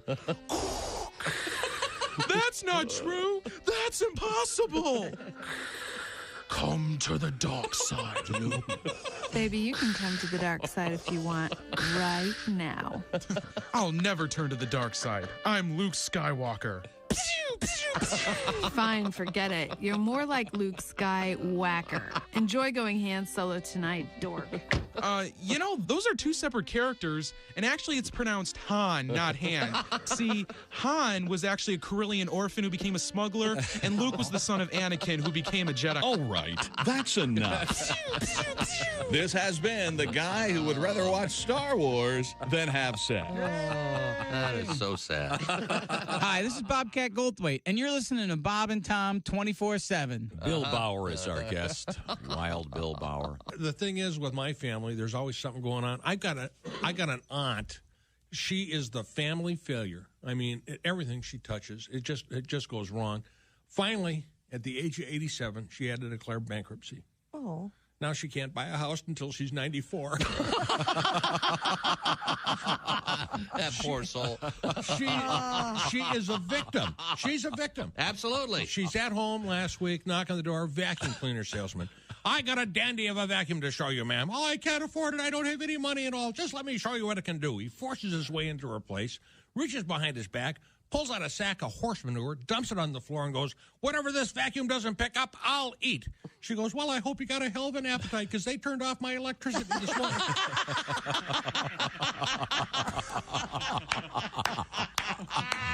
Kiwi Rogers is our guest. Kiwi, having just met you, I can guess you're obviously an athlete. Yeah, I work out a little bit. They have the whole thing where you pump weights and all that stuff. Yeah. You got to have that cardiovascular, man. I was playing basketball the other day. They made me guard the worst dude on the other teams. It was a fat dude wearing thongs. Like, you know, standing on the court smoking a cigarette. You know I was in bad shape. And you couldn't keep up I with him. couldn't keep up with him. I got involved with that aerobics. Don't like aerobics, man. That's too much like sex. It is. Aerobics? Yeah, you sweat, muscles hurt, and then you got a woman up there telling you you're not doing it right. Don't say we didn't warn you. There's laughter ahead. You guys want to grab lunch? We can't go anymore. Holy That's cow. a good day's work, everyone. Hey, welcome back to the Bob and Tom Show. Christy Lee at the news desk. Hello. Pat Godwin in the performance room. Hey, Chick. Josh Arnold at the I Hate Steven Singer sidekick chair. Yes, and I wanted to mention Pat did a classic thing that's been happening every morning somewhere in America, and we'll talk about it here in a second. There's Ace Cosby. Hey. I'm Chick McGee, and here's Tom Griswold. Thank you very much. Coming up in about an hour, it'll be comedian Maria Bamford. And then after that, comedian Dave Dugan. I wanted to go back to the bonus world record. Why is that? You got it figured out now? Yeah, it's super confusing. What it is Omaha Central High School students, 1,000 of them, that had good academic records, et cetera, were allowed to go out in the football field. And they were issued more than 700 balloons filled with water. Wow. And the trick was they had to toss them back and forth. Okay. So without bursting. Apparently. So they broke the record, and the record is now 902. So, I mean, come on. I still don't understand. I don't. How do you have 700 balloons become 902? More than, I'm sorry. It says they used more than 700 balloons. 902 would be all right. 700. So they could have said more than 10. Okay. Yeah. All right. More than 100 balloons. Maybe it's a typo. Now, if this had been my high school. Yeah. Seriously? Yeah. You issue 700 balloons. Good old U.S. 669 of them are going to be heaved. Probably at the same guy. Where's Boner? Boom. We hit it. Do you remember when your entire day was revolved around filling up water balloons? And now think, when's the last time you filled up a water balloon? Oh, I do it all the time. Decades. Have you seen the new ones they got? Yeah. We can do like 100 at one time. That thing is incredible. They screw on. They screw onto the garage faucet. Yep. And they have an automatic tie when you pull it off. It's automatically unbelievable. tied. It's crazy. Yeah. That's a big vacation thing. That's the kind of weaponry that we won World War II with. That's exactly right. Speaking of water, Godwin, we were in the green room. Please tell me everything. And I had my water or my coffee cup in the Keurig, and it was done. And I left it there. Right. And Pat was, kindly but sort of passive aggressively waiting for me to move my mug so he could make his coffee. Sure. And oh my gosh, Pat, I'm so sorry. Let me get that out of your way here. And he's going, just trying to make some coffee. And he has his cup under there, and the thing's going. And then he realized, about 3/4 of the way of the cup being full, you realized I forgot to put the cup in, so the actual Keurig cup of coffee. Yeah, the Keurig. So it was just water. Hot water. Hot water. I do that about 3 times a week. If you had not been so mad at me, maybe you would have been able to focus. And I love coffee. Oh. You want to hear how much I love coffee? Yes, Please, so much. I would love to hear how much you love coffee, Pat. I like my coffee like I like my women. Full of Irish whiskey. I like my coffee like I like my ladies. Robust and bold like Christy. Oh. I like my coffee like I like newswomen. Hot like Katie Couric. I like my coffee uncomplicated, not hazelnutty. I'm allergic. I don't like coffee like certain women. Cold, spoiled, and bitter. I don't like coffee that gets me going, all morning on the shut your mouth. I like my coffee like I like my women. Big old jugs of it you can swim in. I like my coffee like a lady killer's dream. Room enough for cream. I like my women. I love my women like I like my coffee. Yeah, he does. Thank you very much. Very nice, Pat. Who was that in there? Was that Pat? That was Pat. Oh, yeah. I had a bunch of people. Okay, I thought I heard other people singing. Oh. So that was very, very nice. Now, coming up, we'll be speaking with comedian Maria Bamford today, but looking forward to that. And, can you grab that? Hello, Bob and Tom Show. Hey, Bob and Tom, it's Donnie Baker. Hey, Donnie. Sorry I'm late. Light and Lame was playing the Cash song, so I had to tune away for a few minutes. Light and Lame, right? Hey, I heard you talking, Tom, about the sperminator and all the sperm eggs he's donated through the years. Yeah, some guys, he's in trouble. He's apparently impregnated 550 women. ladies. The Dutch courts Big jumped problem. in. Yeah. And you ever wonder who's like atop the leaderboard in his spank bank to be able to go to the same well over and over? I know where I'd start. If you used to have a draft for a spank bank, number one pick this year's spank bank draft for Donnie Baker, Stacey Dash. I swear to God, she's fire at She is hot, 79%. She's batshit crazy, too. Which, if you add the numbers up, 79% hot and that crazy, divide by pi, that equals one wild ride in a sack, guaranteed. you even know who she is, Tom? She's in movie Clueless with Alicia Silverstones. Yeah. Oh, yeah. And Alicia was discovered in that Aerosmith video with Liv Tyler's. Alicia's got a mouth on her. It looks like she could hold 2 hogs and still order Starbucks. I swear to God. Donnie. You know what? We'll include Liv Tyler's and Alicia as my second and third round picks. Okay. But batting cleanup would have to be Mrs. Garrison from The Facts of Life. Really? Garrett? Yeah. I swear to God. You know what, Chick, Josh, Tom, you can have Blair Joe and Tootsie, give me Miss Garrison. Give me an older woman who can cook. And she could give me after-school detention every day after school. And trust me, the erasers wouldn't be the only things getting clapped regular. I swear to God.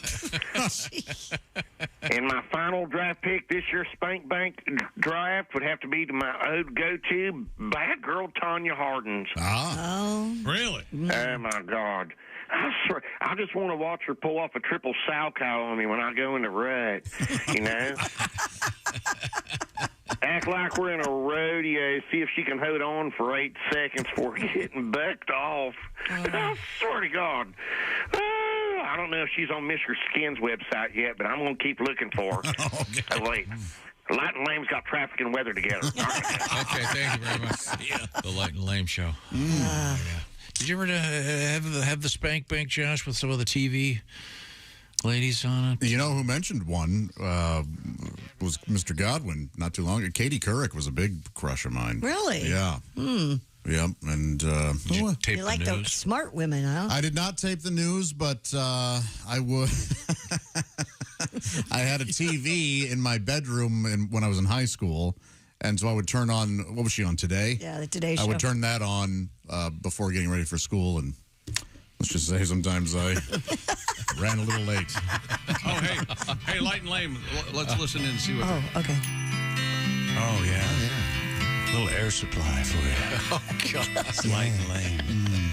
You know, Lame, I couldn't help it. I spent a little time out on the lie this morning. You're still a hog, Light. You're just a fat woman hog. Hey, you shouldn't talk to me that way. Excuse me. This afternoon, get the bread out.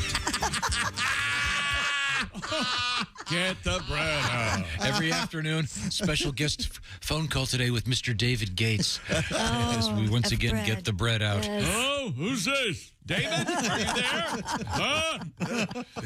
David Gates? Yeah? Light and Lame. This morning we have a sad story because our friend Gordon Lightfoot is gone yeah. across the bridge. Is that how this kind of started? I don't know. I think we were talking about less offensive morning shows than this one. Do people go across the Rainbow Bridge or just pets? I've always wondered that. I don't know. Some people do. Oh, is that Mr. Paul Lind over Hello, there? everybody. My goodness. Paul, how are you? We have requests for a joke. Oh, we really? do? Yeah, we sure do. Well, you could be Peter Marshall then, and you could ask me, who are more likely to be romantically responsive, women under 30 or women over 30? Well, what's the answer, Paul? Oh, you have to ask me. Okay, Mr. Linda, who's more likely to be responsive in bed? Is that it? Women under 30 or women over 30? Women under 30 or women over 40? Do I have a third choice? Okay, yeah. Next time, text it to me like I know. I took a chance. Is it any wonder Light and Lame are taking over the marketplace? I know. It's a disaster. Got a nice put letter a here smile from, on your face in the morning. from Jane. She writes, I'm on my way into work. There is a huge billboard where I live. Our local casino is bringing in Tom Jones. Oh, no kidding. Yeah. Most recently seen at the Willie Nelson 90th birthday. The Hollywood Bowl. The Hollywood Bowl, yeah. A couple of nights. That's going to be a great Boy, there are a lot of people there. They are going to televise that? Yeah. Put it together? Yeah, Good. apparently, yeah. Good. So, it's got some tremendous guests. Yep. Keith Richards from the Rolling Stones. Anybody and everybody was there. A friend of the show, Warren Haynes, does a bunch of stuff, does Midnight Rider, the great Allman Brothers classic. You know, there was a time when nobody wanted to touch Willie Nelson. And he said, you know what, screw this. And he left Nashville and look where he is today. Yeah, amazing. It's great. Always great. Happy. I got a question for you, Tom. How did you worm the Allman Brothers into Willie Nelson's celebration? That's what I want to know. Because Warren Haynes is one of the principal players with Willie. Man, you are just, Warren, of course, a good friend of the show. Been here many times. I thought the Allman Brothers and who was the other one that supported Jimmy Carter? Didn't they run the Allmans and somebody? He was wearing a T-shirt, a famous photograph of Jimmy Carter in like a Leonard Skinner T-shirt or something. I don't know, probably Marshall Tucker Band, maybe. It could have been Marshall Tucker. Grinder Switch, one of those classic ones. Grinder Switch? Oh, yeah, great band. A lot of people That didn't know was a that band? Willie Nelson actually wrote the song "Call Me Maybe." Did you guys know? I didn't know that. That's a great song. You learn a lot when You're thinking of He can write Friday. He can write any Friday. No, we did not write that. The point is, I want to thank Jane for pointing out. Yes, Mr. Tom Jones on tour. And for those of you, we were playing little snippets and stuff. We're doing Tom Jones update. For those of you not familiar with Mr. Jones. This is Mark's fault. You all know that, right? What's new, pussycat? See, this is a classic. I had Eddie fix the turntable. Yeah. See, I'm fine. I'm okay. It's you people. A very unusual song. This is it's not unusual. Burt Bacharach, Hal David song, right? I mean, Yes. really odd. It's a movie soundtrack and now available on CD because you guys thought I was going to play the record, which always skips. And I finally found a Japanese import of the CD. Oh, very nice. Of What's New Pussycat, so we're not going to have to worry about skipping this time because you guys were always concerned about it.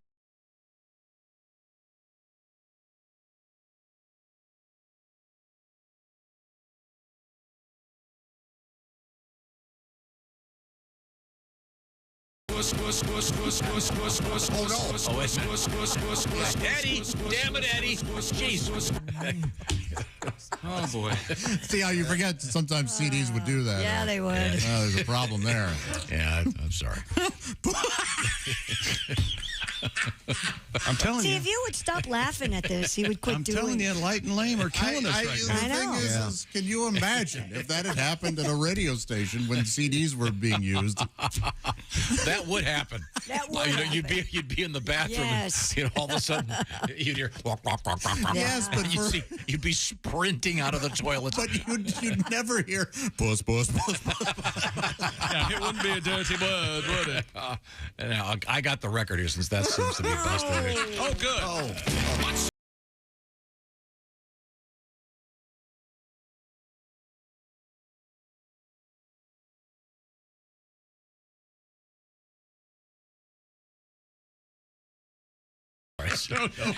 Okay. In for a dime, in for play the one that kills me. Go ahead. Here it comes. What's new? Pussy, pussy, pussy, pussy, pussy. Go and bother your cute little pussy. Pussy, pussy. Okay. That is really. Wow. Yeah, it's People can't get to their emails fast enough. If you don't stop playing Tom Jones. Thanks. God. haters gonna hate. Oh. I guess. Awful. Sorry. You are juvenile. Yes. Well, I don't think you need to bring religion. There we go. Let's get back to Light and Lame. Light and Lame. Mornings with Air Supply here. What's Lame's first name? Emily, wasn't it? Amelia. Amelia Light and Jimmy Lane. Large. I was the lonely one. Oh, come on. Just want to just. There's a message. Hit this guy with a water balloon full of diarrhea. What went wrong? What love had done, Tom? Hey, Jimmy, catch this. All right. There's only 6 more minutes. Come on. Wow. Like I'd just been used. Is this Air Supply? Yes. Is this Air Supply? Can we fill their hose with carbon monoxide? Oh, right. I can't listen. Enough. Here comes the hook, Tom. You'll love it.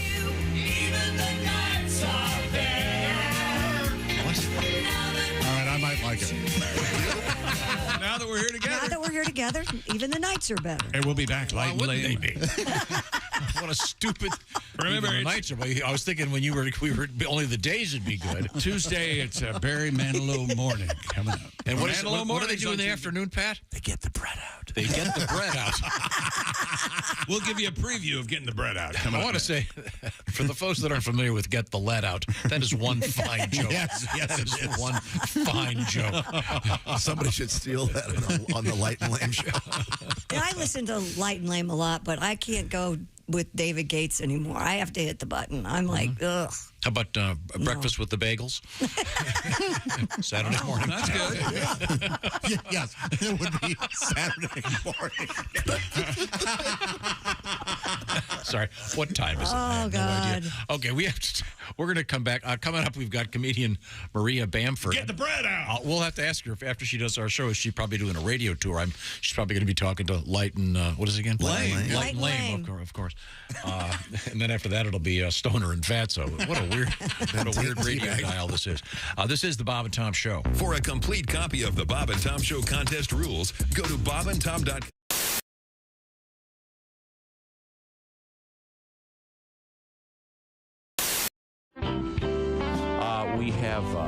We have Etta May in the studio with us. Etta May is the mother of several. What is the official count now? 4. Okay, great. Not counting my husband. Yeah. You're done, right? Thank you. My oldest boy, Bud, is 17, and then Corona, she is 16, and Miller is 13, and then Jack is 8. There's a theme there. Well, Jack. no, trust me, after the third one, I had graduated to hard liquor. Understood. It helps. And Jack is just a dream. Is he? My little 8-year-old. He started kindergarten this year, so we're very He's 8? Wow. Yeah. Chick, take you back, doesn't Yes, it does. Yeah. That kid's huge. Nothing like being 20 during your senior year in high school. You're popular. Yeah. You can drive and drinking. Oh, yeah. Okay. Drive your buddies around. Yeah. So we're very proud of him. And my 17-year-old is problems are arising. And I'm seeing flags. Let's put it down. The other day, he walked in the house. He had pierced his bottom lip. Ooh. Jeez. And tried to hide it from me. It's like, you know what? Be a man. Own it. Mm-hmm. Don't hide it. And it's, it's like, hello, you got a spike sticking out your bottom lip. Man up. I might notice that at breakfast when Cheerios keep getting hung up on it. Yeah, my son, for his graduating class, now looks like a ring toss game. Okay? Yeah, he tries to hide it, and it's like, hey, Mom, I'm gonna go to my room, okay? And it's like, come here, what's the matter with you? Why are you talking? Come here. And I said, put your hand down. And it's like, oh, honey, what did you do? And I said, did that hurt going in? Did it hurt coming out? Oh. Hey, any holes be put in my kid's head, I'll do it. The problem is the kid he runs with. That's the bad influence. This kid has so many piercings, he looks like he was attacked by a nail gun, okay? Somebody from Home Depot did a drive-by on him. I mean, I call him Tackle Box. Sounds attractive. Oh, yeah. Gunner, you can take him fishing. Really? He's got a couple fish hooks right here. Oh, yeah. About 13 lures in his ear, a couple sinkers coming out of his nose. It's convenient, yeah. The kid can't even walk past my refrigerator without all the magnets going.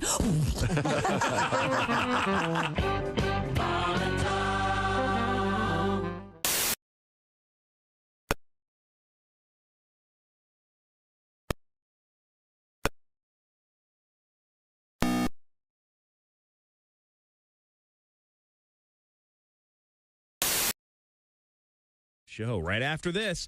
You're tuned to Bob and Tom 24/7. Good morning. I'm Mark Allison with a look at things you may have missed on this Tuesday morning. Legendary folk singer-songwriter Gordon Lightfoot has died.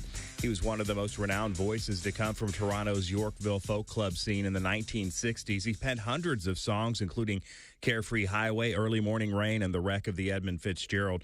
Once called a rare talent by Bob Dylan, Lightfoot wrote deeply autobiographical lyrics and explored issues surrounding the Canadian national identity. His works have been covered by many artists, including Elvis Presley, Barbra Streisand, Harry Belafonte, Johnny Cash. Family representatives said Lightfoot died at a Toronto hospital Monday. He was 84. A dizzying number of props, sets, and costumes from television shows beloved by generations of viewers will be sold at auction next month. Listen up. The collection James Commissar has spent over 30 years amassing includes the Tonight Show set Johnny Carson gave him after retiring, the time-worn living room from All in the Family, and the bar where Sam Malone served customers on Cheers. Costumes being sold include the pink confection Barbara Eden wore in I Dream of Jeannie, to costumes from Star Trek. Commissar, who after high school became a TV comedy writer, started tracking down and preserving television memorabilia in 1989. Online bidding begins Monday with Dallas-based Heritage Auctions, if you're interested. And that's a look at things you may have missed. More of the Bob and Tom Show coming up.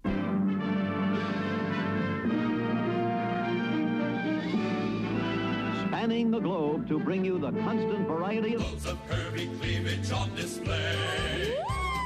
The thrill of victory and the agony of defeat. Don't touch those. Sorry. The human drama of loads of curvy cleavage on display. This is The Bob and Tom Show. No shoes, no shirt, no talent. Hi, folks. Billy Mazing here with another amazing revolutionary product exclusively for Bob and Tom Show listeners. Ladies, how many times has this happened to you? You've spent a night hitting the bars and drinking way more than you should, but when it's time to hurry to the bathroom and vomit, your BFF is making out with some guy by the jukebox. Suddenly, you don't have anyone to hold your hair. Well, now your worries are over thanks to my amazing Barf-Away barrettes. Only $19.95 for a set of 2, 3 sets for $89.95 plus shipping and handling. Yes, these fashionable accessories can be attached at the first signs of queasiness, holding even the most unruly quaff out of the line of fire. Each Billy Mazing Barf-Away barrette utilizes oversized pinch clips, making them simple to apply, even for the most impaired fingers. Just put them on as you're making a beeline toward the facilities, and don't worry about a thing. Barf-Away barrettes work like magic to keep your hair swept back from your face and free of stomach contents, tooth fillings, and toilet water. You'll emerge from the bathroom or back alley stylish, empty, and ready for more. Yeah. Just clip it, unload, and forget it. Best of all, if you order in the next 5 minutes, I'll include a tub of Bio Be Gone breath mints for absolutely free plus shipping and handling of $29.95. What comes up or down is nobody's business but yours with these powerful breath scrubbing mitts. So what are you waiting for? Order my Billy Mazing Barf-Away barrettes and Bio Be Gone breath mints, and let's get this party started. I'm Billy Mazing. You're listening to Bob and Tom 24/7. That's awful. Awful entertaining. Essential Morning Radio. This is Bob and Tom 24/7. 24/7. 24/7. Hey, everybody, this is Jimmy Pardo. You recognize my voice from the show and my face from television. You are listening to Bob and Tom 24/7.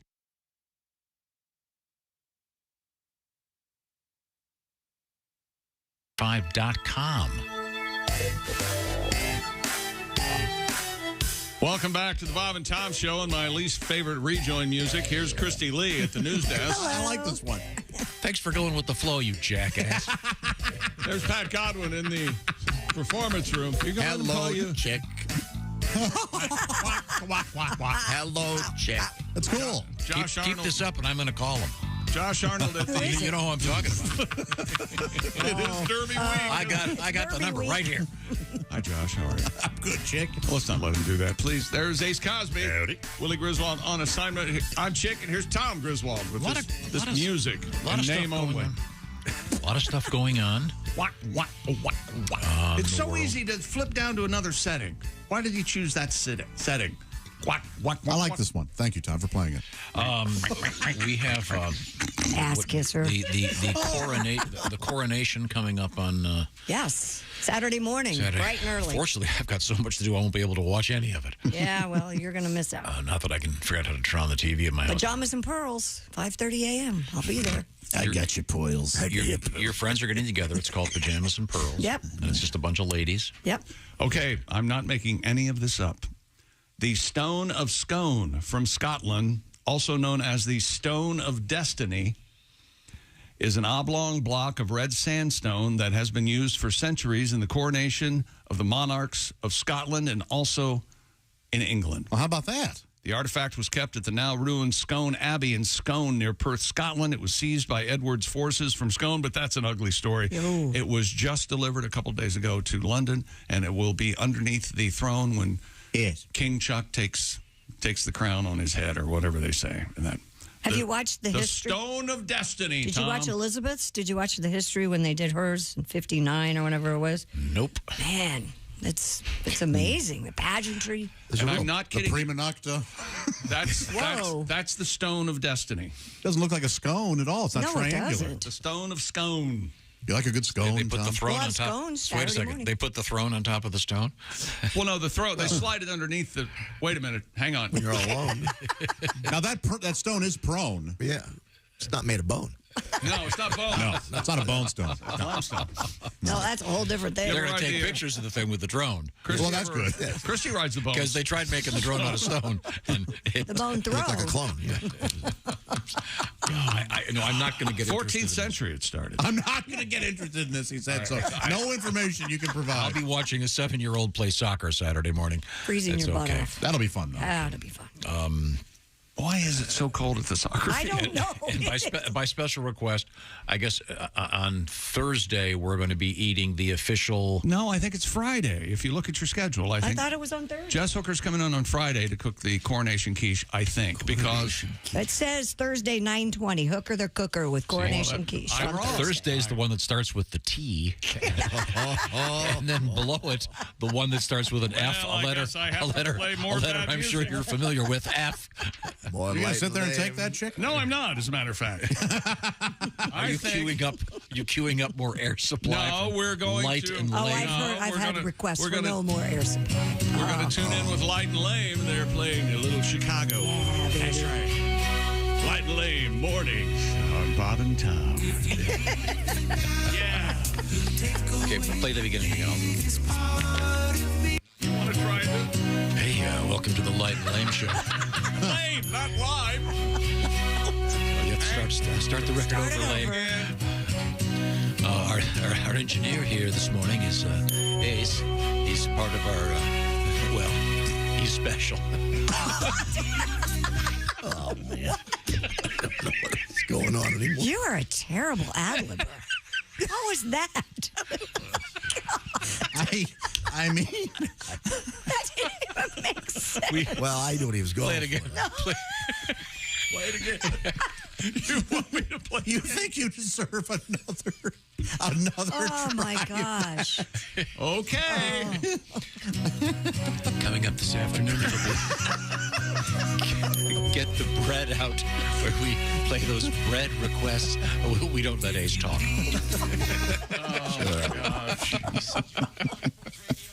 The Light and Lame Show.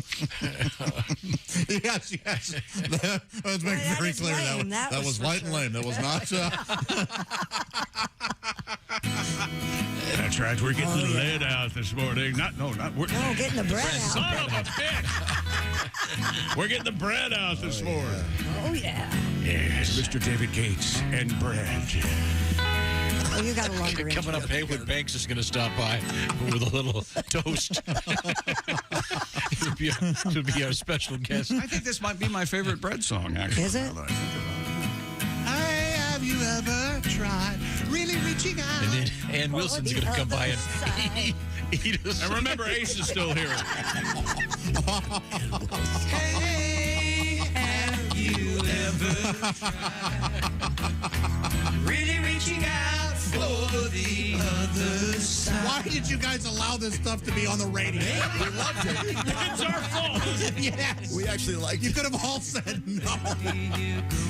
Now, by make it, does he mean, Oh, he means bang it. Yeah, that's what he's talking about. We danced to this at the prom. Are you kidding? For those who sleep, Red's greatest hits, baby. life is for us to keep. all right. Did you have to play this? And if Did I? Oh, yeah. what this all is leading to, Let it go.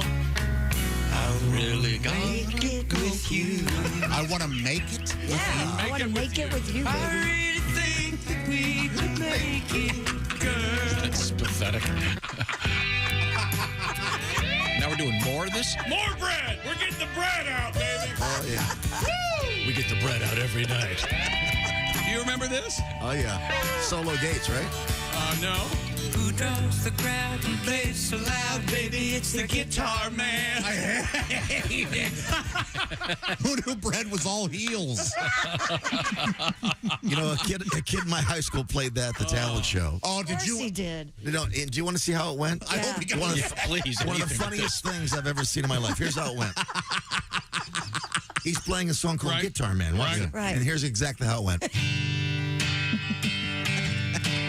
Who draws the crowd and plays so loud? Baby, it's the Guitar Man. Yeah. That's how it went. Oh, man.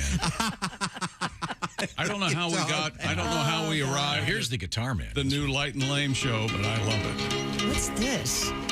What is it? Oh, this is Jerry Reed? Yeah.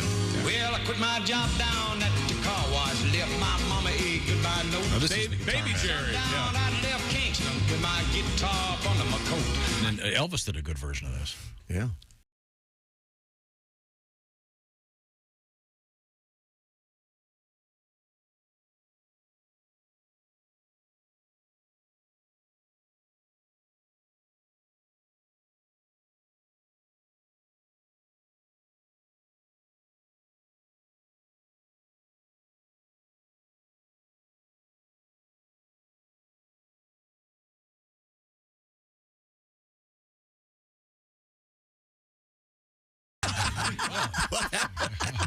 But what about Should I think about that for a minute? what about David Gates? No. No. Oh, but he wants to make it no. with you. No. Hey, baby, can we please make it? Talk about lame. What are we making? Is it a Lego That's douchebag? weird. That's weird, Dave. I'd rather have sex, but if you want to make it. Oh, Chick, do you remember my ears? Do you remember Baby I'm a Want You? Oh, yeah. Oh, sure. Oh, God, yes. That was, Baby, I'm a Want that's a You. weird one. Yeah, that's You know that it was one? like Lawrence Welk. Yes, Baby, I'm a one Want and You. a two, and I want a you. This was makeout music in the 70s, though. Do I remember it? I wrote it. Christy in the back of a Volkswagen. No. Oh, I've never done this before. Don't touch me there. Don't touch me there. That's a great song by the band The Tubes. Baby, When I'm we a come talk back, weird. could you kill that? When we come back, we have This is censorship. some body parts for sale. This is an outrage. Bananas duct taped to the wall called art, and the great artist Maria Bamford. This is the Bob and Tom Show. Thanks for listening to the Bob and Tom Show this morning. The show is also out there for you on our YouTube channel.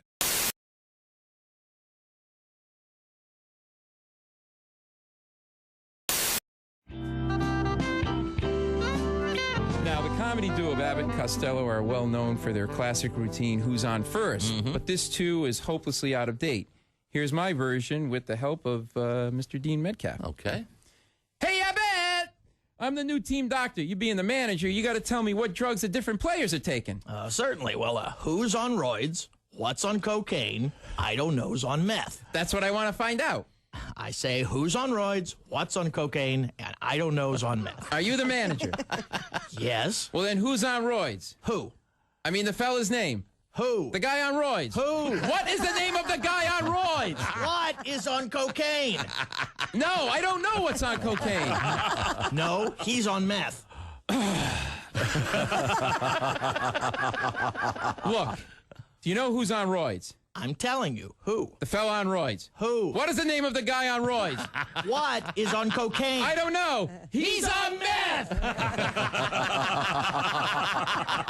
There I go, back on meth again. All right, now calm down, calm down. Listen, who comes up to me, tells me he wants me to shoot him in the ass? I take the syringe, fill it with roids. I shoot who in the ass? There you go. That's the first right thing you've said all day. I don't even know what I'm talking about. All right, so you know the players? Forget the players. I need some heroin. What did you say? I need some heroin. That's our shortstop. Why I order? End scene. End scene. Paul Mercurio.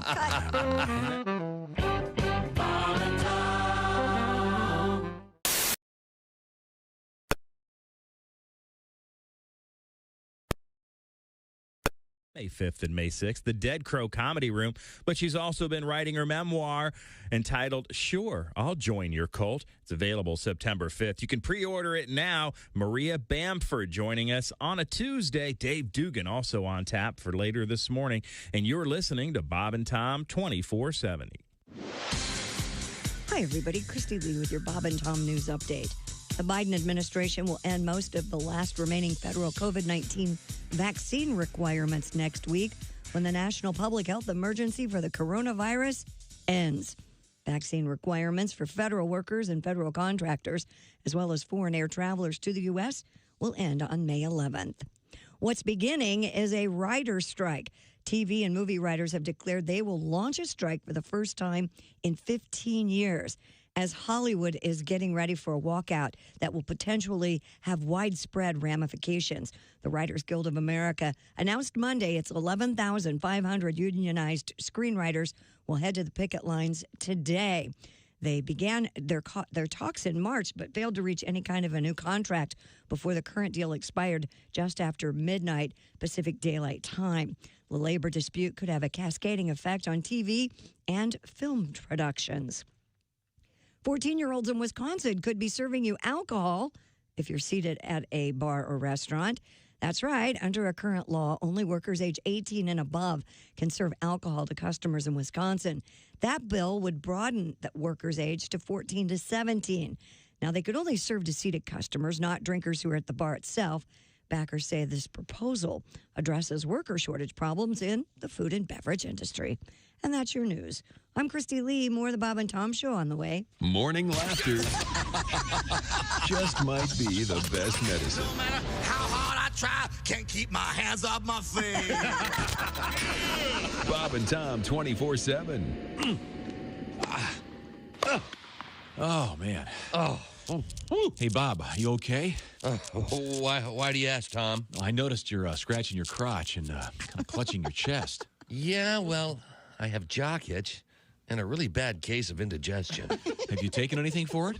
That's just it, Tom. I don't know what to take. Here, try one of these. Okay, you're the doctor, but what is it? It's the only medicine you can take that relieves both painful indigestion and pesky jock itch at the same time. What's it called? Bob, it's from the people who make Tums. It's called Scro-Tums. Huh? Tom's right, Bob. New Scro-Tums can relieve indigestion and jock itch in just minutes. Feeling better, Bob? Oh, like $1 million. Let me buy you a beer. Great. And how about some nuts? Thanks.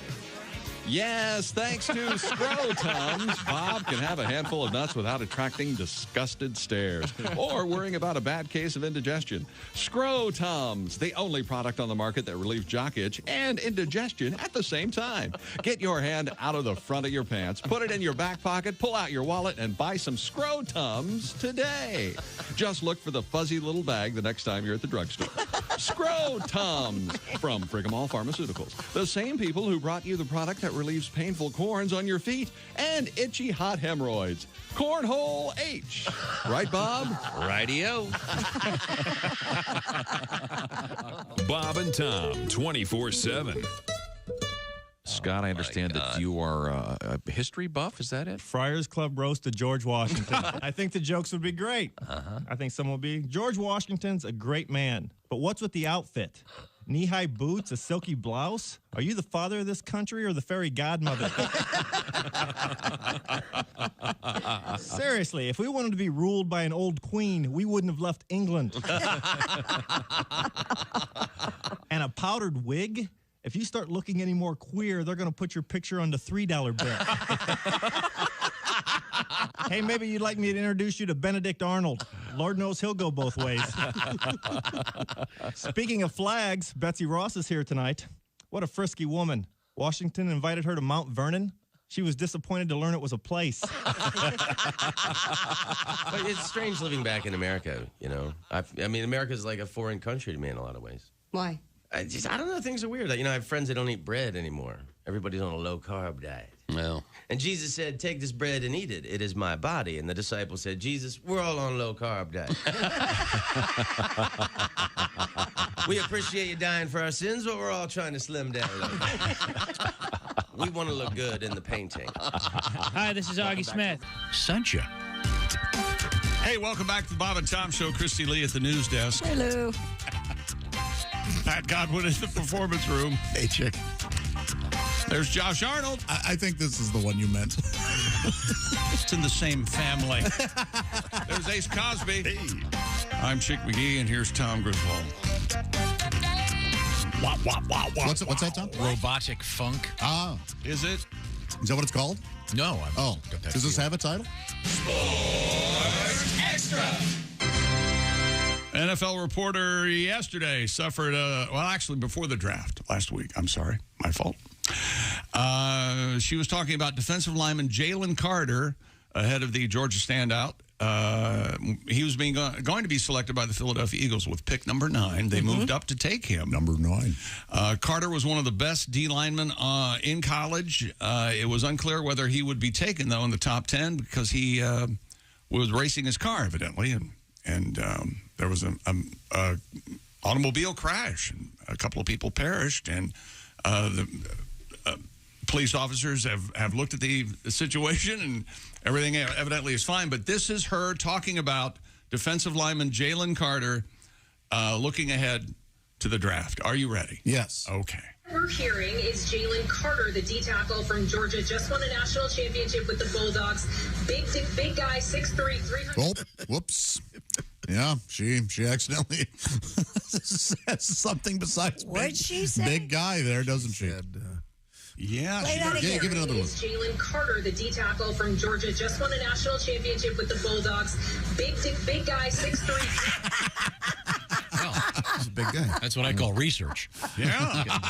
Because a lot of big guys, that doesn't necessarily Not track. necessarily, Some yeah. do, some don't. Right. With the inside scoop, huh? Yeah. Oh, good to know. Is that sports? Yeah. Okay. Thank you very much.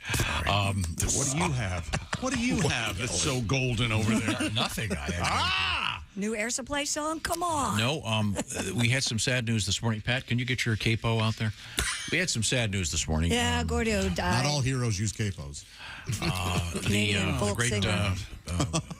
Canadian singer, Folk songwriter. singer Gordon Lightfoot passed away at the age of 84.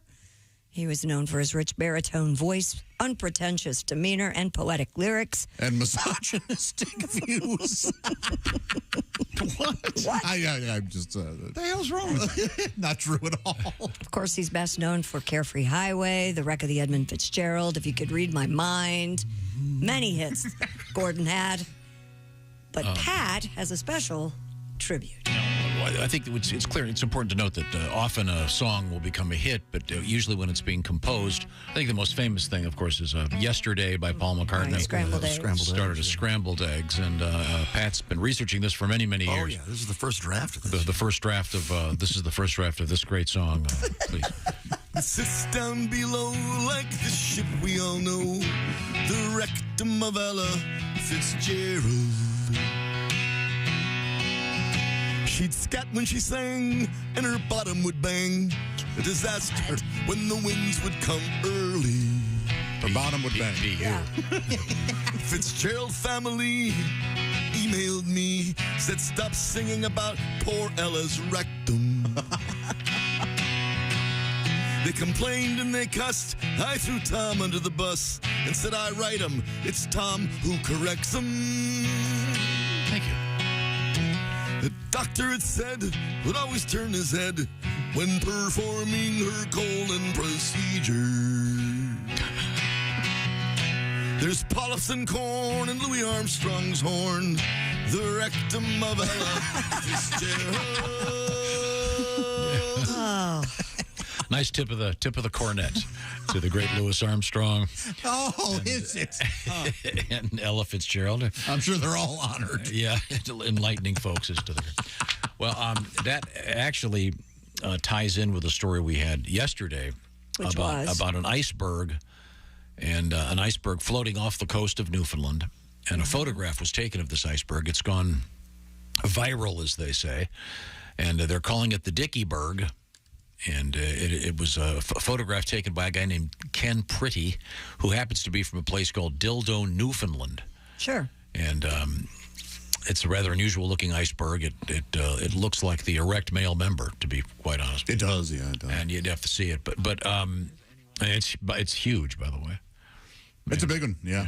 You can only imagine how big it would be if the water had been warm. Oh, God. Oh, boy, yeah, of course. But that reminds us of the first time we heard about Dildo, Newfoundland. Oh, and I have this on tape. This goes back a few years, but the Dildo, Newfoundland is a real place, and this is our discovery of it. What do Condom France and Dildo, Newfoundland have in common? Dildo, Newfoundland. The tiny communities attract tourists curious about their X-rated names. Guess we're going to Dildo! Have decided to cash in on the interest by building a museum of condoms there. Oh, my. But how about the folks in Dildo? Yeah. Well, they're just saying no thanks to a museum. There are plenty of things to keep tourists happy in the Canadian village without a dildo museum. There's the double donger. The world's longest. The world's shortest. So for now, visitors will have to settle for having their pictures taken next to the post office or the Dildo Town sign. They're gonna build the museum in a cave. Only appropriate. Where is Dildo? In Newfoundland. Newfoundland. Amazing. We have a special guest from Canada, Mr. Gordon Lightfoot, joins us this morning. Gordo. How's it going, E? Hey, good to see you. Okay, fine. Gordy. This is my favorite thing that he does. I know. Why hasn't he done it before? This is a big hit. I think this beats them all. It's a big hit, eh? Gordo, it's great to see you, Gordo. Can you play a couple of selections while you're here? I heard y'all talking about up in Canada, dildo. Yeah, Dildo Canada, yeah. Dildo.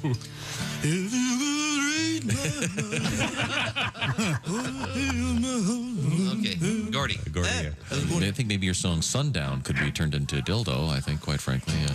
Dildo, you better take care. If it ain't plugged in, you ain't going nowhere.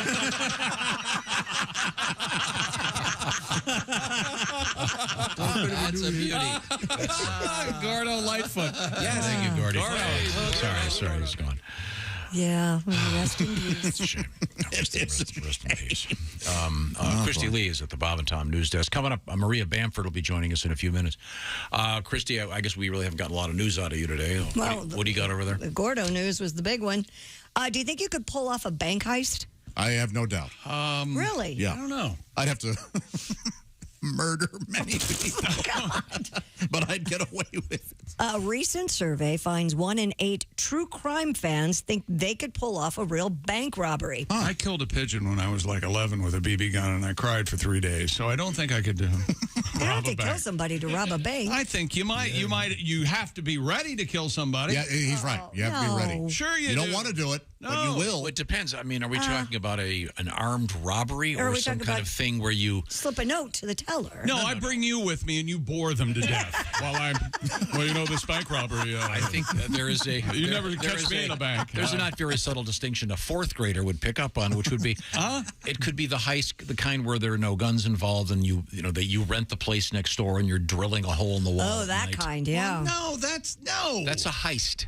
That's the classic heist movies involve that sort of thing. According to a poll conducted by TV channel Sky History, 24% said they've considered how they might go about conducting a heist themselves. 21% admitted that they would take unattended gold bars from an open vault. 36% said they would take a bag full of $20 notes if they found it outside a bank. Well, that's not a heist. That's just finders, keepers, well, losers, whenever you weepers. think about the stories like that where you find lots of money. No, that's worn off. I know what you're going to say, and the simple plan with Billy Bob Thornton, I don't care. Great I movie. keep the money. They want it, would come not get me. keep the Yes. money. Oh, yes, I would. The movie called... Somehow, why is that? She thinks more of me than she should. What's her problem? Because I think more of you. I think you wouldn't do that. Well, you're wrong. Okay. I would sit on it. I would sleep with it. I'd hold a gun. Somebody wants to come take my money. Not Josh, your money. have you seen the movie A Simple Plan? Of course. It's a great movie. Yeah. Great movie. Based on the novel by Scott Smith. That's right. Correct. Bad karma. There's a book. I helped Scott write it. No, I didn't. I'd love. He needs to write something. He also wrote The Ruins. Yeah, The Ruins. Who is great Scott novel. Smith? A small tile. So what was the percentage? How many? What was it? 8 1 in 8 said they could pull off a bank heist. Wow. It would 8 in 8 people think they can do Chick McGee's job. You know what? They'd be wrong. No. Yeah, they would be. No, they're absolutely correct, oddly enough. Is that right? No. Your job entails sitting in here with us. Not easy. These are people who are big fans of crime Of podcasts course. and stuff. Yeah, Yes. Those they're are huge. Crazy. The planning would first off, somebody on my team would work at the bank. Yeah. Kind of an Ocean's 11 thing. You'd have to have a whole team of It's people. been months of planning because I'm going big. Right. No, you're going to the big house. That's what's going to be happening. Well, you'll see. When you get a postcard, a mysterious postcard from me. That's right. Yep, from an undisclosed locale. Yeah. Like San Quentin. With a daiquiri in one hand and a lady in the other. Aloe ointment on your backside. Of course. We have a very special guest coming up next. Probably better get to this. We have, I know what I want to mention. What? I want to talk about great food. And the sun is going to be coming out eventually. It's going to be springtime. How about some shaking up your life a little bit with some great new food and some great new stuff coming from HelloFresh. A very special new offer. This is really fun. HelloFresh, of course, famous for chef-crafted recipes. They don't just give you the recipe. You get the food. And they've done all the measuring. They've done the shopping. They spent all that time with the cart walking around going, okay, wait a minute. This is sour cream. Where's the horseradish? And I've got to get where's the steak? You don't want to have to do that. HelloFresh does that for you. And they're buying in bulk, so you're saving money. Every week you pick from 40 recipes or more. And by the way, you can swap the proteins. You can have all kinds of different sides. They've got a bunch of seasonal stuff. Check out HelloFresh. It's worth saving you a lot of time and a lot of money. And we know that you're picky. That's fine. HelloFresh has the entire array of foods out there. You can do a fit and wholesome or just good old-fashioned family-friendly. They've even got vegetarian and pescatarian offerings. Get the details at HelloFresh.com/BTShow16. Why the BT Show 16? That's for the 16 free meals as part of this special offer.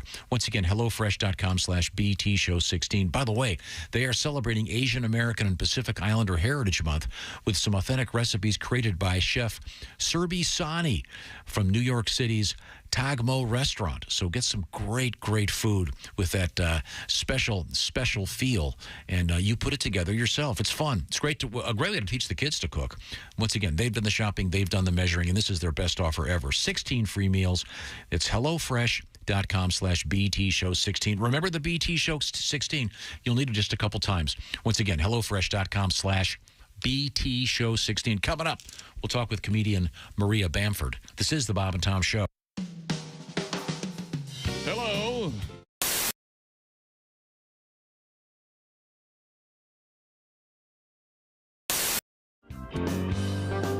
One. Scoop. Big scoop. That's a huge scoop. Two.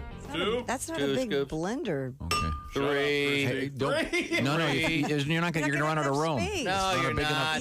No, you're. That's perfect. There's milk Take right there. Milk and pour it about. You want to put a little whey protein in A little there? more than that. A little more than that. Yeah, come on. There we Hey, a little more. All right, that's Okay. good. Now load it with Oreos. Yeah. All right. We have vanilla ice cream. In the blender, not in your mouth. Don't eat the Oreos yet. All right. How many you got there? I don't think I've had an Oreo in years. That one and another stack that high. Is that an even number? Oh, for Did you count them? sake. How many you got there? It's bad luck to eat an odd number Keep of going, Oreos. yeah. It's bad luck, Chick. Did you All count right, them? that's enough. No, it isn't. Keep going. Shut your hole. This is our shake. You're not going to be able to drink it. You're going to have to eat it with a spoon. That's fine. Put more milk What is in that? it. 15 Oreos? Oh, this is it's going to be perfect. It'll go right up to the top. Peanutopolis. That's hilarious. I love it. All right. Put a Klondike bar there. Come on. Throw let's in the go. Klondike What bar. would you do for a Klondike bar? I'd kill somebody. Klondike bar. Throw a little more milk in, Chick. Klondike Come on. bars in there. Blah, blah, blah, blah, blah. All right. There we go. There you go. That's Okay, there good. you go. Just let Okay. it go. Keep going. God, Look at that. That's heaven. Look at the that. Snickers bar. Look at that. Snickers bar looks like it's swirling around the bottom of a toilet bowl, doesn't it? You're Where did putting that more come ice from? cream in there? Yes. There you go. Now blend her up there. Oh, one more. Come on. At least it's an even number. All Okay, right, there we go. Are those the peanuts trying to... Thank you. No, Bob, sip that over there by your microphone. Let's hear your I'll tell you, I'll have a judgment on that. taste. Tom has to drink it. We though. should market this. Wow, it smells very good. Thank you. Oh, yeah. That is very good. Tell me this is not good. That is very good. Very chocolatey. See? This is much better than your shake. Thank you very much. Why don't you throw some protein powder in that? So at least you get some protein. And why don't you run up an alley your and shake. yell fish? How about that?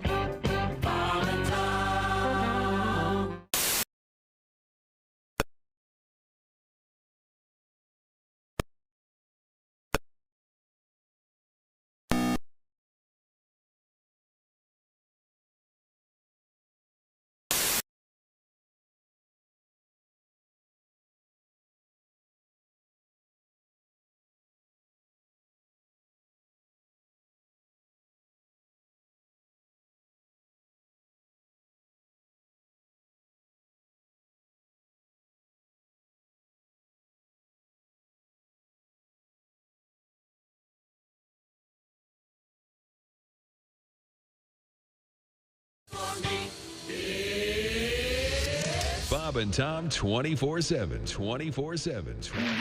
Yes. Oh, no. Yeah. Ladies and gentlemen, performing a musical number written especially for this evening, the Disco Lifestyle Awards are proud to present Sammy Davis Jr. Yeah. Yeah. Thank you, man. Thank you, man. I do. Let's hit it, Marty. Here we go. I like to live the disco lifestyle. I like to live in a disco world. I want to disco marry you and have a disco family, and we'll all live in a disco. I love the disco lifestyle. I love the disco lifestyle. All right, let's... You know, disco is always... Oh, man. I hit my head. Man, I have lost my eye. Oh, my. Okay. I lost my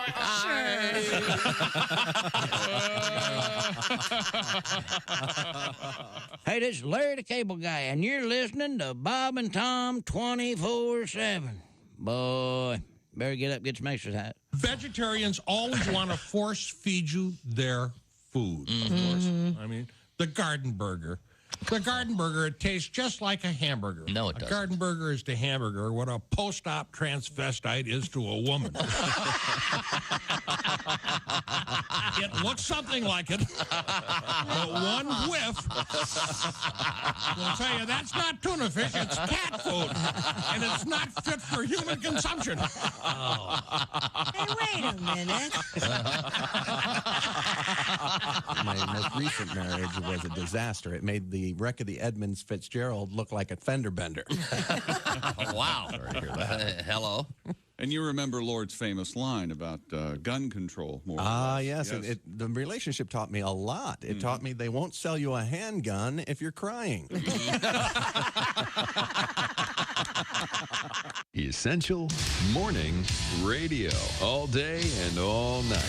You might as well shoot me when the beer runs out. Bob and Welcome back to the Bob and Tom Show. Christy Lee at the news desk. Hi. Pat Godwin with his guitar. Hello. And his keyboard. There's Josh Arnold. Hi there. He's the I Hate Steven Singer sidekick chair. There's Ace Cosby. Hey. Willie Griswold on assignment. I'm Chick McGee, and here's Tom Griswold. Hello, Thank you very much. Just going through some of the overnights here. We have some really good mail we got to get to.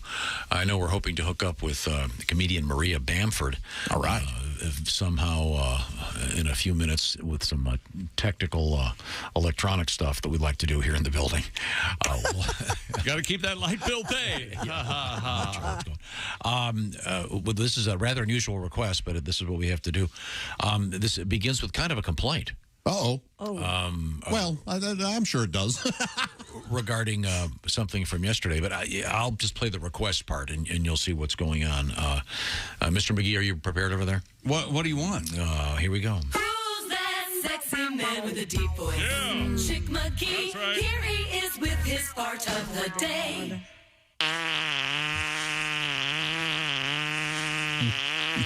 Oh, my. Ooh. That was Chick McGee's part of the day. Wasn't that the flight of the bumblebee there at the end? Yikes. That must have been really satisfying. A lot going on there. We're getting requests now because we were talking about how did we get on the topic of light and lame? Have we decided? Are we ready to switch gears here? I think we're ready for Ms. Bamford. There she is. Hey. Maria Bamford, are you at your house? Yes. It's 5:30 a.m. here. Okay. Yeah. What is that? A basketball hoop on the wall? That's a dream catcher, Tom. Oh. It's a basketball hoop on the wall. That's what we do here. Whatever he says, we agree with. Yes, that's what it is, Tom. Yes. I have a deep bench.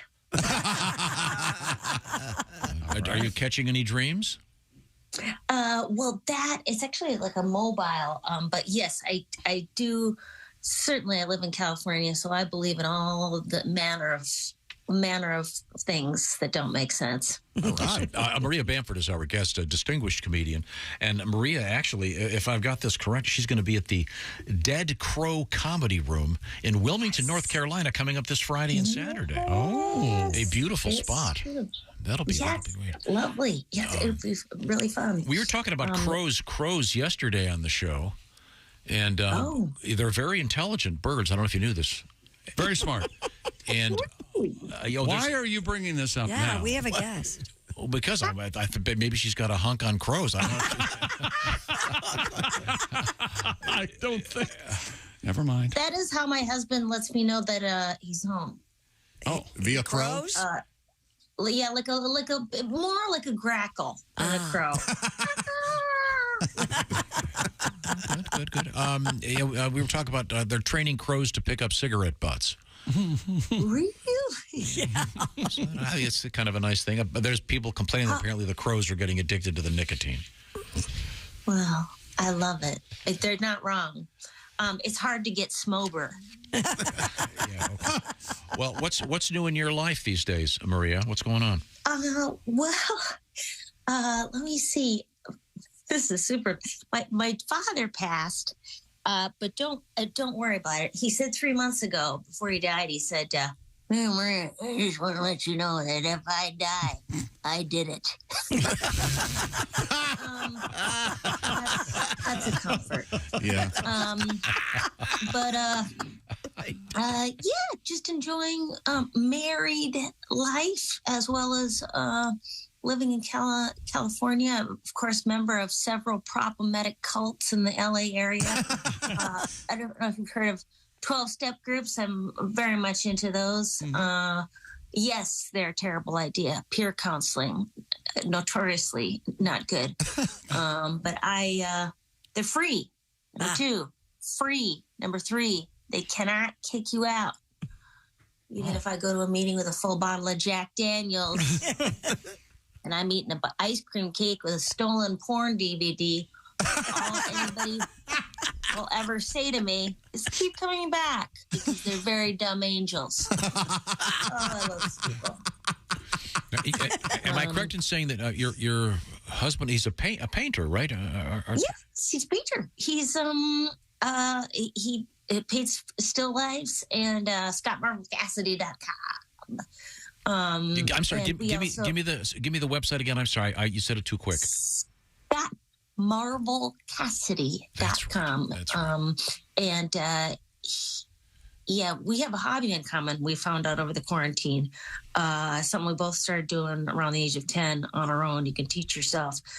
It's that pastime is called longing for death. Suicidal ideation does eat the clock. And don't recommend it. We were both having a bad day. I said, hey, what are you thinking about? He said, what are you thinking about? Oh, no. Don't worry about us. Don't worry about us. We have from the suicide prevention people. We have one of those safety contracts. I, Maria, will not kill myself. Nothing prevents impulsive self-harm quicker than paperwork. And it's in a magnetized chip clip on the front of our refrigerator. So if ever one of you hobos comes over and tries to help yourself to a Cran Raz La Croix, you know we're okay. Maria Bamford is our guest. I'm looking at Scott Marvel Cassidy's paintings online. I remembered that they were great. They are really fantastic. Yes, he's a great painter. Excellent. He is like photorealistic, but he is painting from life. He is painting with those objects, staring at them for hours. Does he paint you? Does he paint you? He tries. I don't like to sit for too long.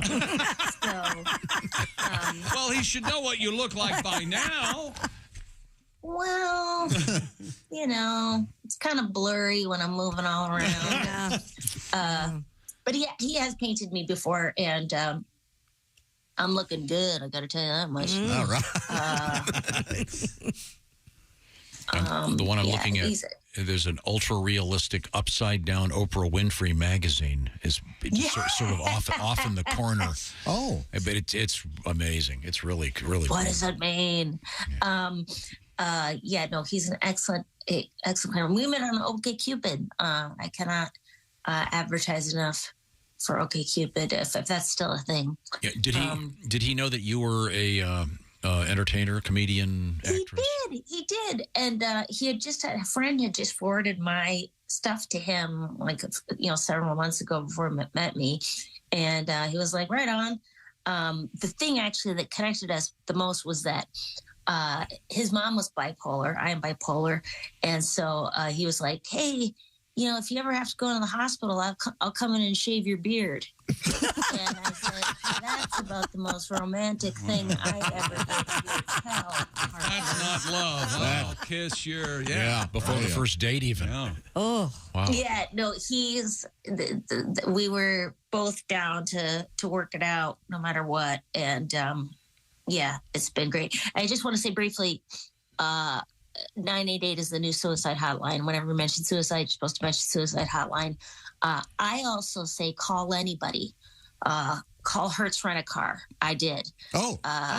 Yeah. I called them. They picked up on the first ring.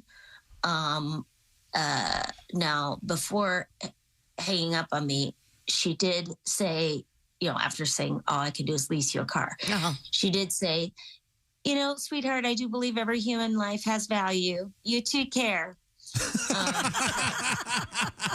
Sometimes that's all you need. A little confirmation. That's all you need. That's all you need. Sometimes the suicide hotline has a wait time of 45 minutes. Ooh, yeah, that's jeez. That's too long. You got to call somebody in between. I've dialed the operator, dialed 0, got him in a roundabout way to tell me that he loved me. Okay. That's right. I said, I got in debt to the IRS, and sometimes the agent, sometimes IRS will come to your front door, knock, knock, knock, and say, "We are now seizing $60,000." And I said, "From in here?" Oh, you can check under the cushions, but I don't know. Yeah. And I asked the operator, I said, "Hey, man, would you still love someone if through their own stupidity and neglect, they got themselves in a crippling amount of debt?" And this young man said, "Yeah, I guess. The village rises up to meet you." That's right. My favorite thing is to call the anti-abortion people, because all their literature says life is a gift. Have them take the time to prove it to you. No, I'm not pregnant. My mother was. Yeah, and she kept it. So what? 52 years later, what's the plan?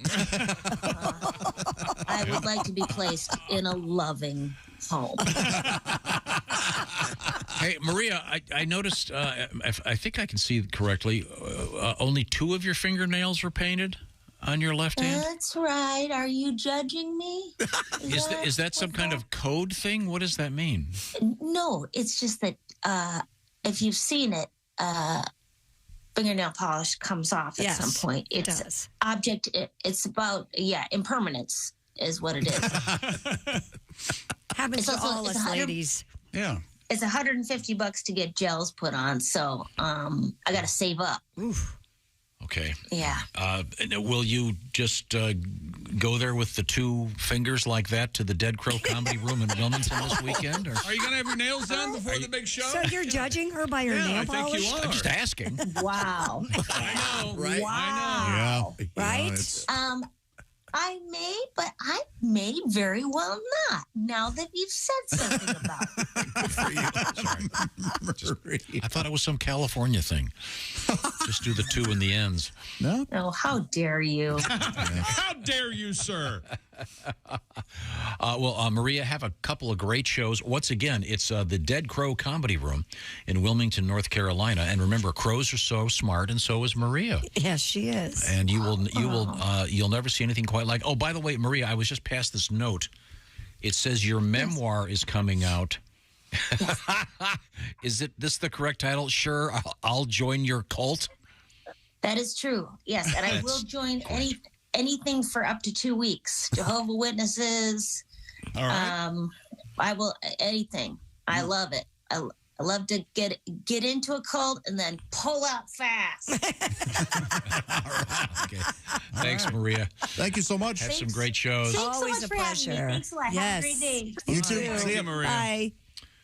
She's so sweet. Her and if you get a chance, I think her series is still on Netflix. It's called Lady Dynamite. It's a sitcom, but it's Maria, so it's not a sitcom, but check that out. And her husband's paintings, Scott Marvel, like the comic, Scott Marvel Cassidy. Got some beautiful, beautiful paintings out there. Now, where are we? Oh, we can return to Christy Lee. Oh, we can? At the news desk. Yeah, we got a few things we got to get going here with. We teased this all day yesterday and never got to it. Throngs of sheep were spotted crossing a highway in Idaho as part of an annual move to greener pastures. 2,500 sheep were guided by ranchers and sheepdogs towards higher elevation as a crowd of people looked on. This is so cool. The sheep will...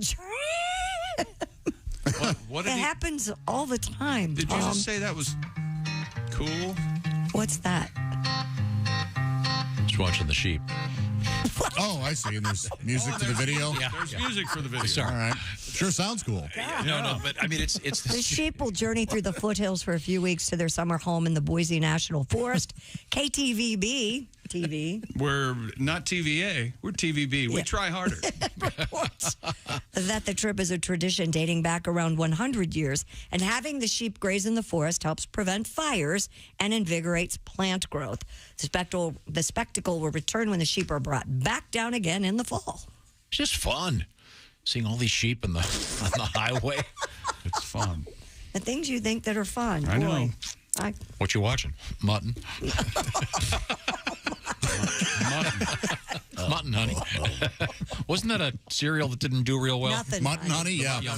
People didn't care for it. A good taste. The first. Drink the pink milk. Mutton honey. Tastes like lamb chops. Yes. What's the weird sauce people put on? Mint jelly. Mint jelly. Mint jelly. Yeah. Wow, God, I haven't had that in years. Lamb and mint jelly? Yeah, that was the thing my mom used to. I'm a pork chop guy, not a lamb chop guy. I like a pork chop. I do too. I'm not a big lamb person either. I love it. Love the lamb. Unfortunately, I didn't give. What? She's right. You would. You're a lamb-loving son of a bitch. I can tell. I don't know what any of this means, but I take offense. Lamb lover. You know who loves it? They do Lamb Day on the Light and Lame show. Oh, they sure do. Yeah, Lame loves. By the way, we are getting requests for Light and Lame music. Okay. Morning. Yeah. Good morning, Light and Lame radio crew. Yeah. This emails. Could you play Barry Manilow and his fabulous weekend in New England? Well, of course. You betcha we can. That's what we do here at Light and Lame. Thanks, Amelia. Yeah. Put a smile on your face with some Putting drivers to sleep. You know, there was a format called the Warm format, and there was a station of Warm, fill in the number. Yeah. Last night I waved goodbye. Waved goodbye. Yeah, we had to do the special. Okay, we had to do the special Warm. I can't repeat it. Could you kill the vocal? Thank you very much. You don't like Barry? I'm not going to kill it for long. Well, we had to do the intros for the Warm, and whenever I would do it, I would always try to think I was pissing my pants. Play the beginning. Well, what was your Warm voice? Go ahead. I'll tell you what, that piano just makes me want to. It's not very long. Oh, that feels good. Well, do you think the ladies like put on that, some right? dry trousers while you jam to Barry. Nicely done. In your weird way. Very much. Now, we have coming up, we'll talk with comedian Dave Dugan. We have an update on that weird, some call it art, banana taped to a wall. It's touring the world. Yeah. Can't wait to not see it. Yeah. Well, there's a controversy about it, and we have a sperm donor in the news. We've got body parts for sale in the black market, human body parts. It's pretty grim. But right now, the Bob and Tom Show is brought to you by BetterHelp. It's easy to get caught up in the confusion of the world right now, and this is where getting therapy can be really good for you, and it's not a bad thing in any way to get help. And BetterHelp has helped so many people already get hooked up with a proper professional therapist.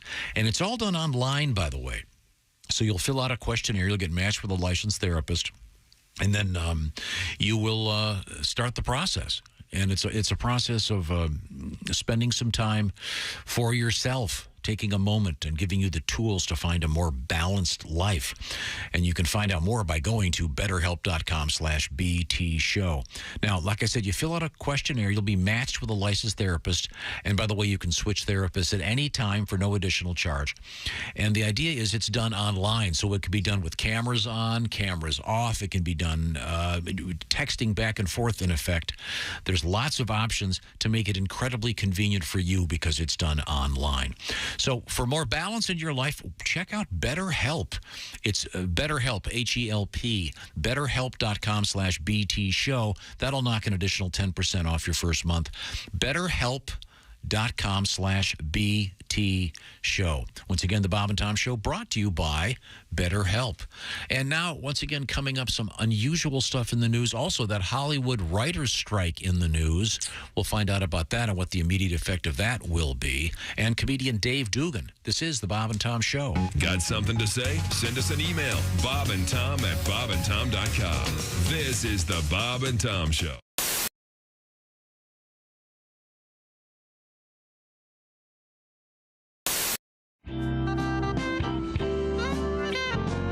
Once again, Bo Burnham is our guest, and he has a little tour going. We'll give you some of those dates in a second. Go ahead, Bo. Every time I go to dinner, seems like I'm getting a little bit thinner. I'll sit down at the breakfast table.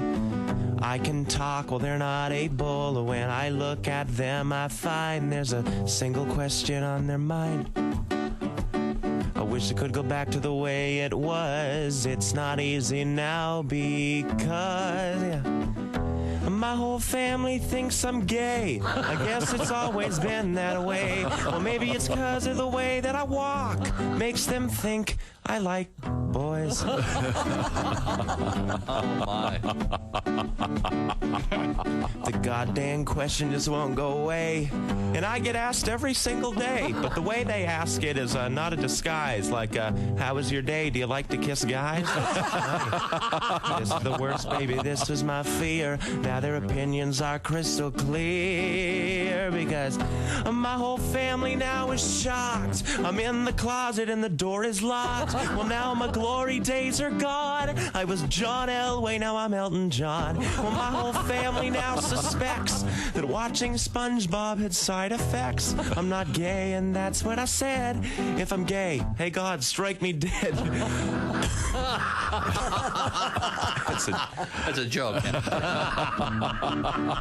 Just because I'm afraid of the snow, or my favorite color is the rainbow. I'm just joking. This is the worst, baby. This is my fear. Now their opinions are crystal clear, yeah. Because even my boyfriend thinks I'm gay. I'm just... Oh, God.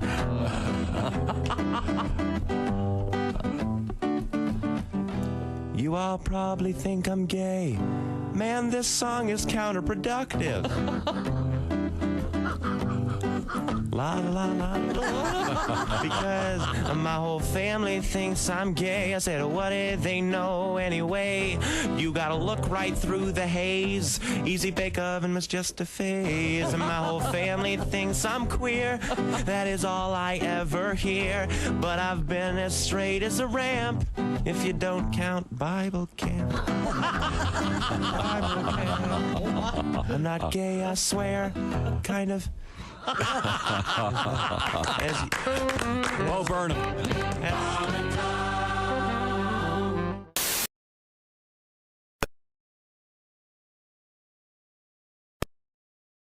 1965 debut album Lightfoot ushered in a new folk voice, and by the turn of the decade, he eased rather effortlessly into the pop scene. Singer-guitarist Randy Bachman of Bachman Turner Overdrive says his heart has been heavy since the death of his brother Tim over the weekend. Bachman says he's sure his late parents have welcomed Tim home with his other two brothers. Tim played guitar on the first two BTO albums. Drummer Robbie Bachman died in January, and another brother, Gary, passed away in 2020. And that's your entertainment news. I'm Christy Lee. More of the Bob and Tom Show coming up. Essential Morning Radio. All day and all night. This is Bob and Tom 24/7. 24/7. 24/7. Hey, good morning, honey. What you doing? Oh, it's this darn coffee maker. It's on the fritz again. You know I can't start my day without a cup of coffee. Hey, don't worry. I've got just what you need. Really? What is it? It's the new coffee-flavored bubble gum from the Blowzuka Gum Company, and it's loaded with caffeine. Here, try a piece. This is great. And it tastes like coffee. What's it called? It's called Blow Java. Blow Java. There's so much flavor. It's like an explosion in my mouth. You bet. There's nothing like a Blow Java first thing in the morning. It's the coffee-flavored gum. Blow Java. Blow Java. Open wide, stick out your tongue. Blow Java. Blow Java. You can chew, but please don't bite. And if you swallow, it's all right. Blow Java. Blow Java, the coffee-flavored bubblegum. Also available in mocha, cappuccino, and our most popular flavor, Latte. Honey, I just love Blow Java. I can tell. Look at the size of that wad in your mouth. Hey, look, I'm blowing a bubble. Look, I've got gum all over my face. Wait, let me take a picture. There's caffeine in every bite. Blow Java. Blow Java. Chew a wad, but not in haste. Sorry about that salty taste. Hey, Hey, folks, boom, it's me. And you're listening to Bob and Tom 24/7. That's 24 days and 27 days a week and 24 like the show with the guy who whispers all the time and saves the world. And Bob and Tom 24/7. Hey, it won't blow up the world. Joined in the studio by comedian Darren Carter. Man, I'm telling you, styles have changed. You know, gangster rap is popular. And say, I can't even fake it. You know, how come I going to fake like I'm in a gang? How scary would my gang be? You know, 15 redheads coming to your neighborhood, you know, out there covered in sunscreen, you know, be like wiping it on, talking about, stop pushing me, Trevor. Damn it, it's so hot out here. You know, our little gang hand sign would be like, you know, when you hold your hand above your eyebrows, try to make sunglasses? Yeah. Squinting our eyes. You know, we wouldn't be talking about west side, east side. We'd be like, hey, let's go inside. Shade. Yeah, shady. That's what we'd be on the shady side of the street. We'd only be in neighborhoods with big trees, and we'd be like, shady side, fool. You know, 15 redheads talking about shady side. We stay inside because we get sunburned when we go outside. Shady side. And the announcer for the Super Friends, dead on too, by the way. I don't know who that guy was. Yeah, he was the guy who was after Ted Knight. Ted Knight did the original ones. Right. Be, meanwhile, back at the Hall of Justice, Jackie and Sarah and Monroe, get ready.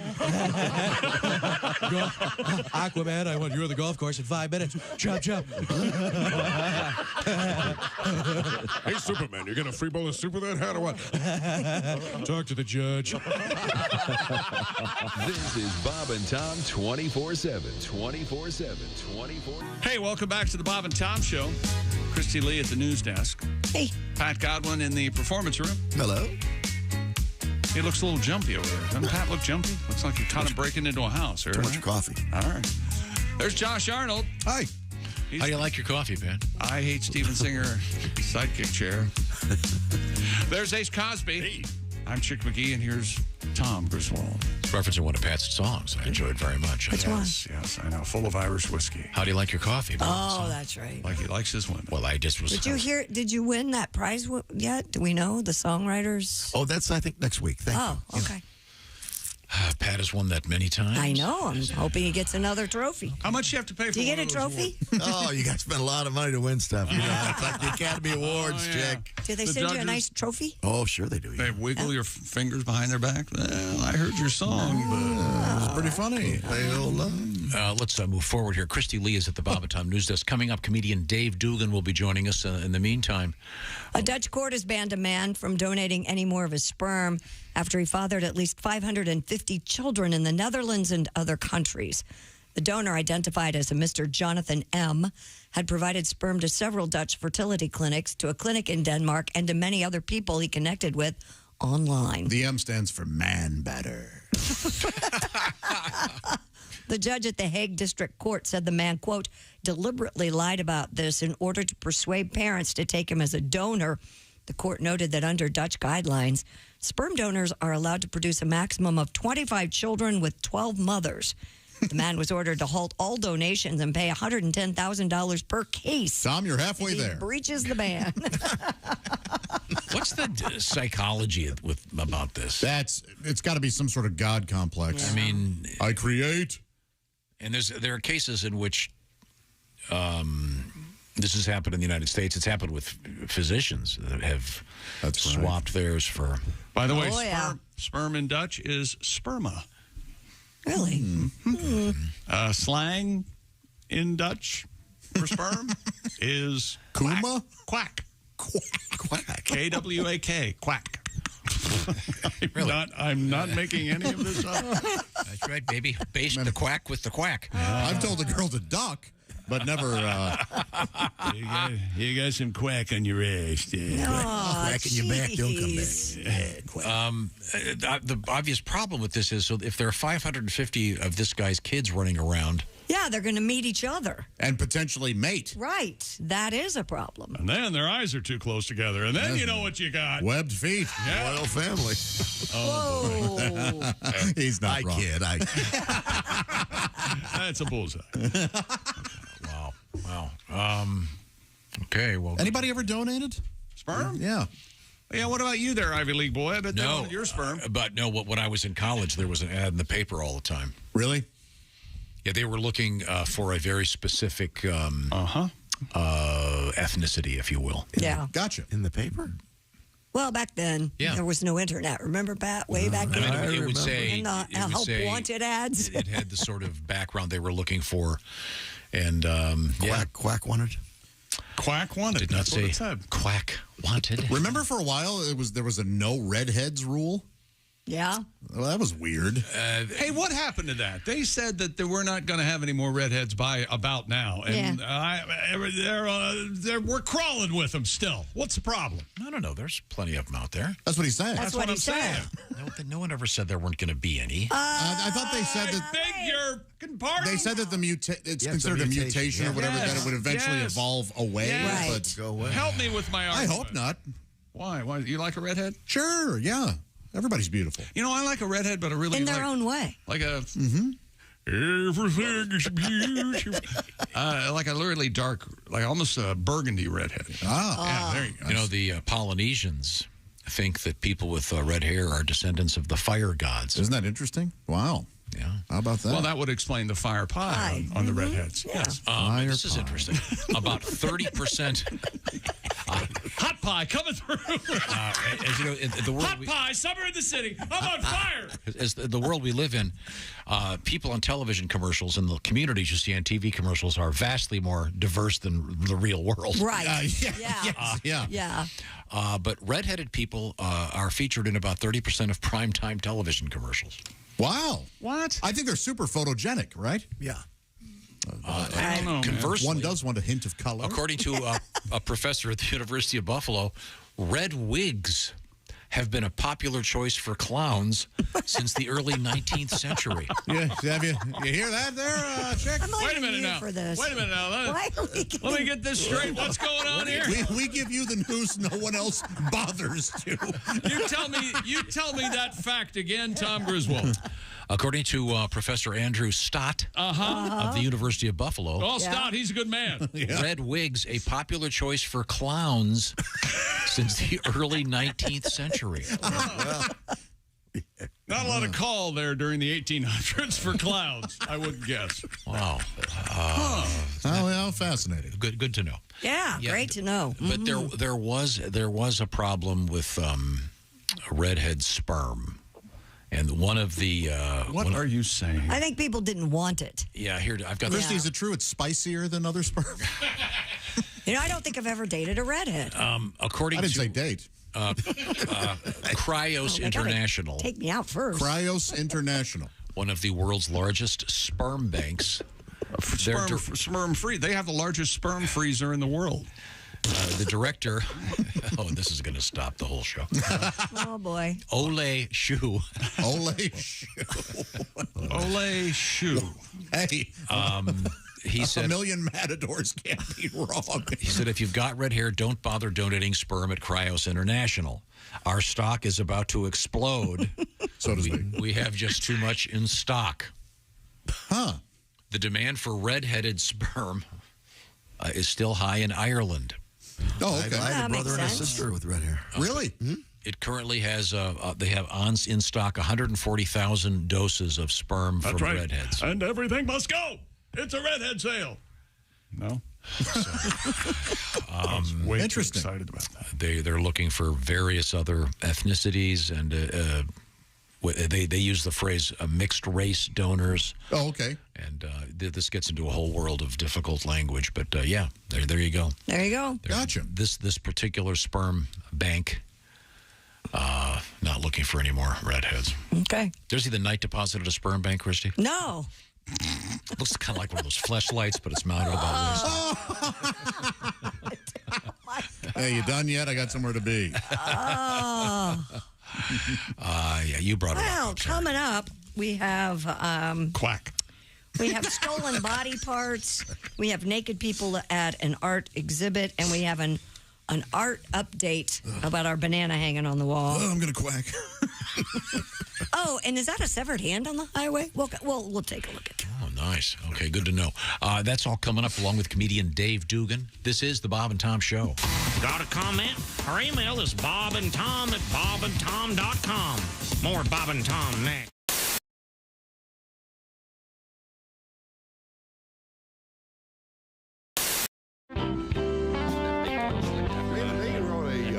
We wrote a 10-minute song about Chick capping the oil spill. Did you? Yeah. Really? What? Anybody want to hear this? Yeah. What now? I don't. No, I'm puzzled. Chick McGee capping the oil spill? Yeah, we just thought up a stupid little song. The problem is you got to get somebody to be able to go down that deep.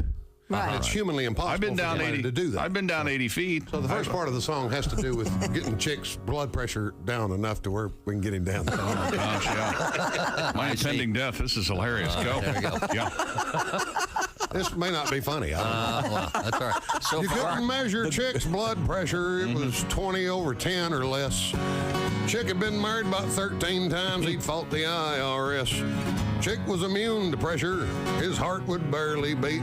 And the question was, could Chick McGee go down 5,000 feet? I don't know. All right. Getting my bearings. Fair enough. Chick scuba dived for sucking treasure and sold the gold he'd found. And one day Chick bought a submarine. He could take it a mile down.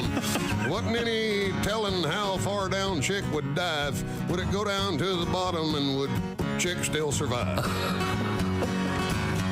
Christy, don't move the paper while I'm saying. I was trying to help. Could Chick cap off an oil spell? We'd have to oil spell. Can I do that again? Spill. Could Chick cap off an oil spill? We'd have to wait and see. He'd pump gas at a Chevron, and Chick despise BP. Now you can hurry him. We don't want to do it quicker. Chick would pump gas at a Chevron, and Chick despised BP because the BP station had a guy with a mullet and an Aussie satin coat who'd stand in the road and yelling at cars trying to sell some stupid boat. that guy. Donnie Baker, yeah. Chick stopped the spill in about 10 minutes and came back up for air. Then he closed the hatch down one more time and drove it back down there. And Chick mooned Donnie Baker on the BP camera a mile down at sea. And Barack Obama, that's what's known as audacity. So don't tell me about audacity. Let's find somebody who can whip the ass of somebody at BP. Don't tell me about audacity. Yeah, show me a man that's smart and gracious, a man that's sort of spacious. The man who defines audacious. Chick McGee.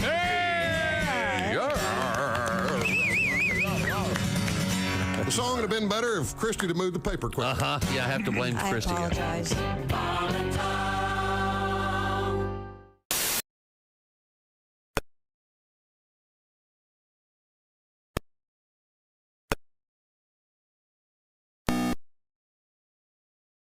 Covered by many artists, including Elvis Presley, Barbra Streisand, Harry Belafonte, Johnny Cash. Family representative said Lightfoot died at a Toronto hospital Monday. He was 84. A dizzying number of props, sets, and costumes from television shows beloved by generations of viewers will be sold at auction next month. Listen up. The collection James Commissar has spent over 30 years amassing includes the Tonight Show set Johnny Carson gave him after retiring, the time-worn living room from All in the Family, and the bar where Sam Malone served customers on Cheers. Costumes being sold include the pink confection Barbara Eden wore in I Dream of Jeannie, to costumes from Star Trek. Commissar, who after high school became a TV comedy writer, started tracking down and preserving television memorabilia in 1989. Online bidding begins Monday with Dallas-based Heritage Auctions, if you're interested. And that's a look at things you may have missed. More of the Bob and Tom Show coming up. Hey, it's Roy Wood Jr. You're listening to Bob and Tom 24/7. Bob and Tom, all the time, in your ear. It's the most terrifying and talked about movie of the year. Don't miss seeing Paranormal Activity. This sparse, independent film is getting great reviews and will all... Hey. Scare you in the spirit of Blair Witch Project. Hey. What? Excuse me, scary voice guy. Who the hell are you? Hi, I'm Bob Kavoyan. Paranormal Activity? Really? A single camera shot from a bedroom? You will need to hop off the Paranormal Activity bandwagon and get your ass in line now to see my new movie, Para-Knocker Activity. Want me to keep jumping, Mr. Kavoyan? Yes. But I'm getting all sweaty. Oh, that's okay. That's why we're doing the soapy shower scene in Act 2. Oh, okay. I can't wait. There. So what do you think? It's okay, I guess. It's not real scary. Jeez, what a homo. Does she at least get murdered? No, none of that. Paranormal Activity is an uplifting movie. It even has a happy ending. Watch. She's gonna need another shower. Good idea. Everybody back in the bathroom. Set those puppies up and roll film. Good morning, sunshine. Bob and Tom 24/7. 24/7. 24/7. John Joseph is our guest. Try to figure out the words. Nobody. Dylan. Do you know the words to Dylan songs? Not one of them. Here's every song ever written by Bob Dylan. All right.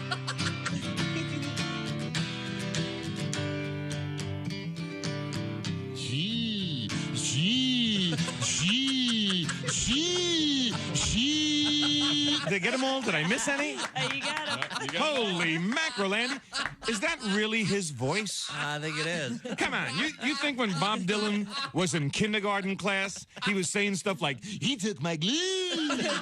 And the airlines, they tell you all this psychological stuff to make you feel safe. Like every time you get on a plane, they talk about the flotation seat. And they explain it to you. Like if you go down, if you crash in the ocean, then this seat will float. 2 planes out of 100 go overseas. 98 out of 100 stay right here.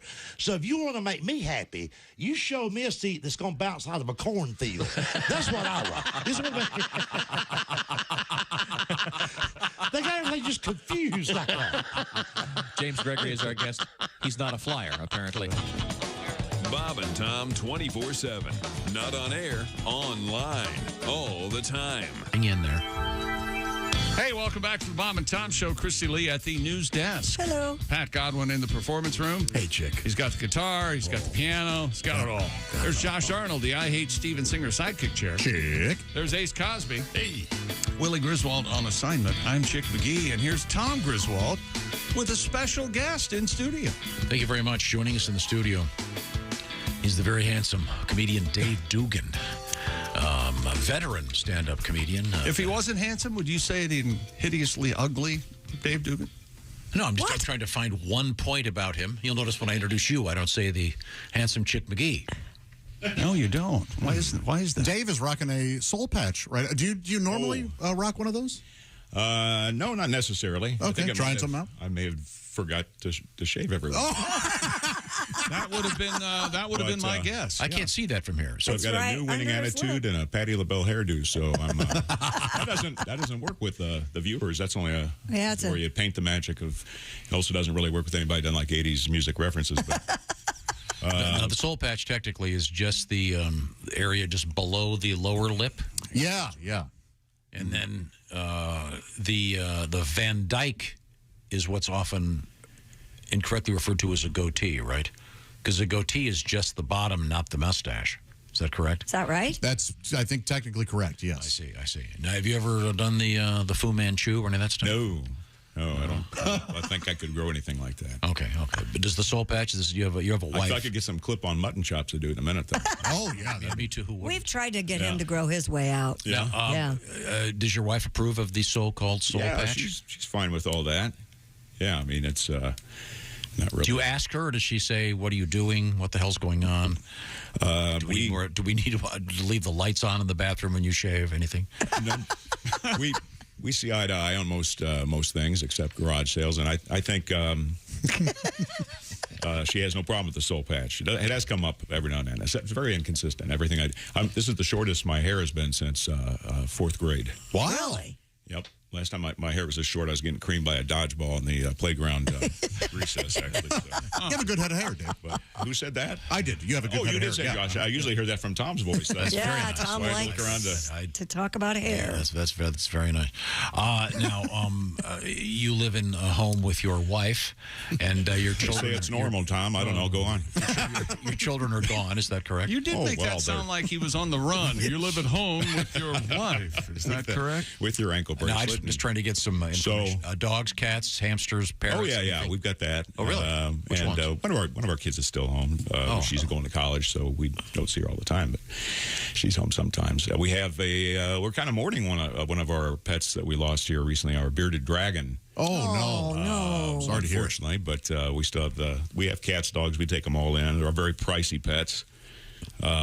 They all have some sort of condition, like we have to buy the top of the line shampoo because of skin conditions, or urinary tract canned cat food, and even the actually medicated crickets for the bearded dragon. That sounds like I'm making that up, but it's true. Apparently they weren't medicated enough. Yeah, I guess they didn't. Not.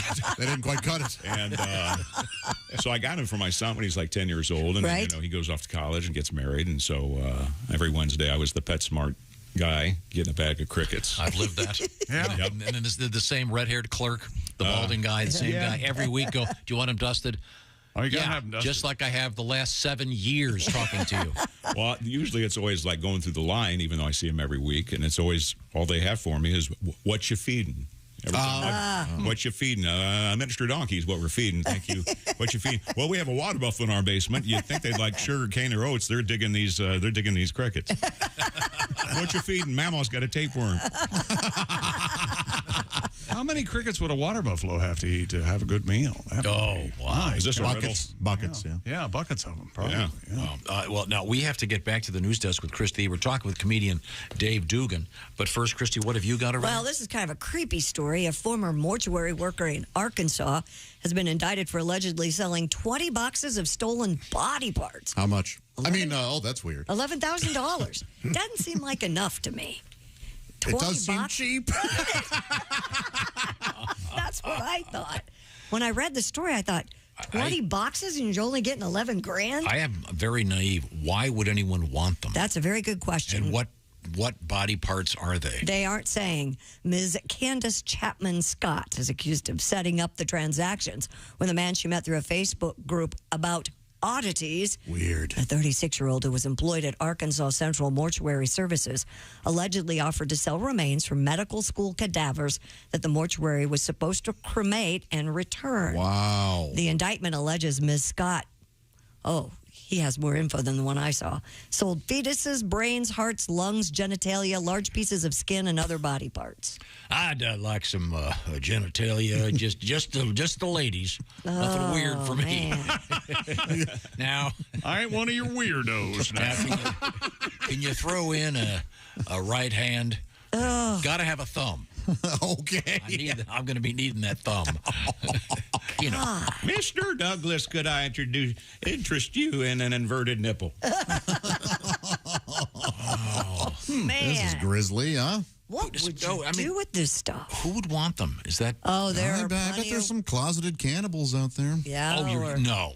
You don't think so? Sure. You can't. This is essentially. How about a witch? Well, they're medical school cadavers, so they've been around for a while. Wouldn't they be full of chemical? What's the It chemical? doesn't seem like you could make a good potion unless you had a hookup. One man's formaldehyde is another man's. That's right.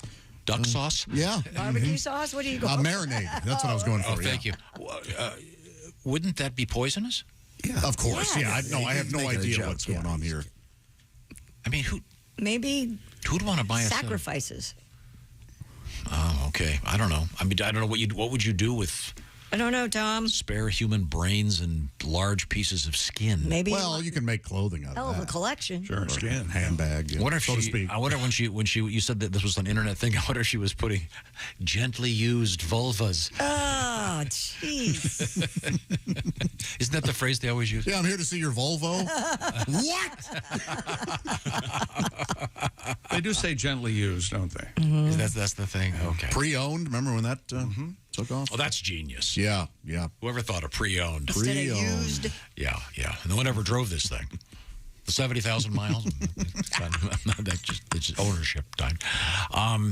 Speaking of hand, Michigan authorities found a severed hand on the side of a highway. That poor hitchhiker. Well, it turns out, Josh, it was a fake. Ah. Michigan State Police said Cadillac Post troopers were cleaning up trash along US 131 when they made the discovery. Officials shared an image of the realistic-looking hand dripping with fake blood and assured social media users that it was just rubber. Oh, so it was a prank. Somebody knew what they were doing here. Right. Yeah, but they if you read the whole story, they did the whole DNA thing, and the DNA came back Spencer's gifts. They realized maybe this isn't real.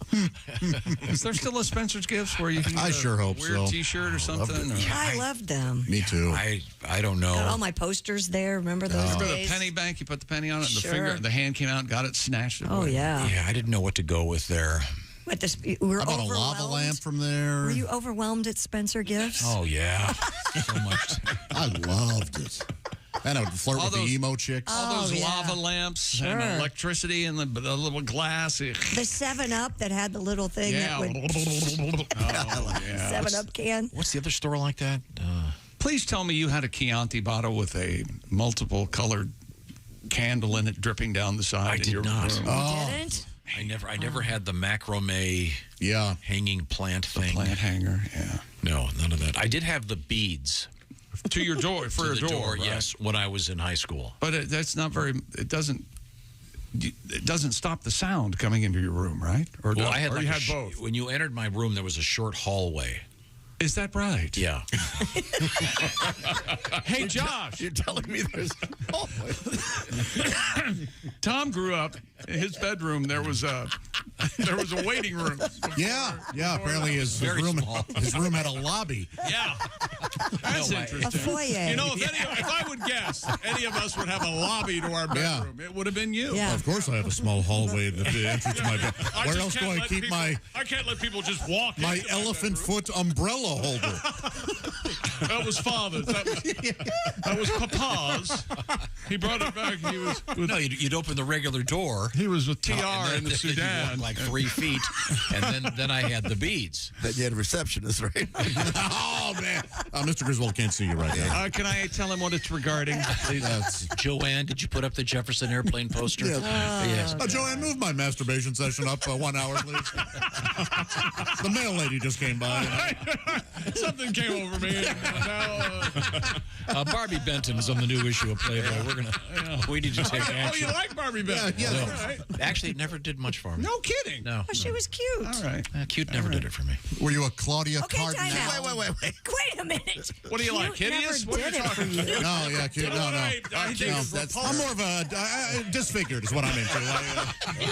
Cute never did it. The last thing symmetrical eyes always throw me off. I like my women hard on the eyes. You know how it is.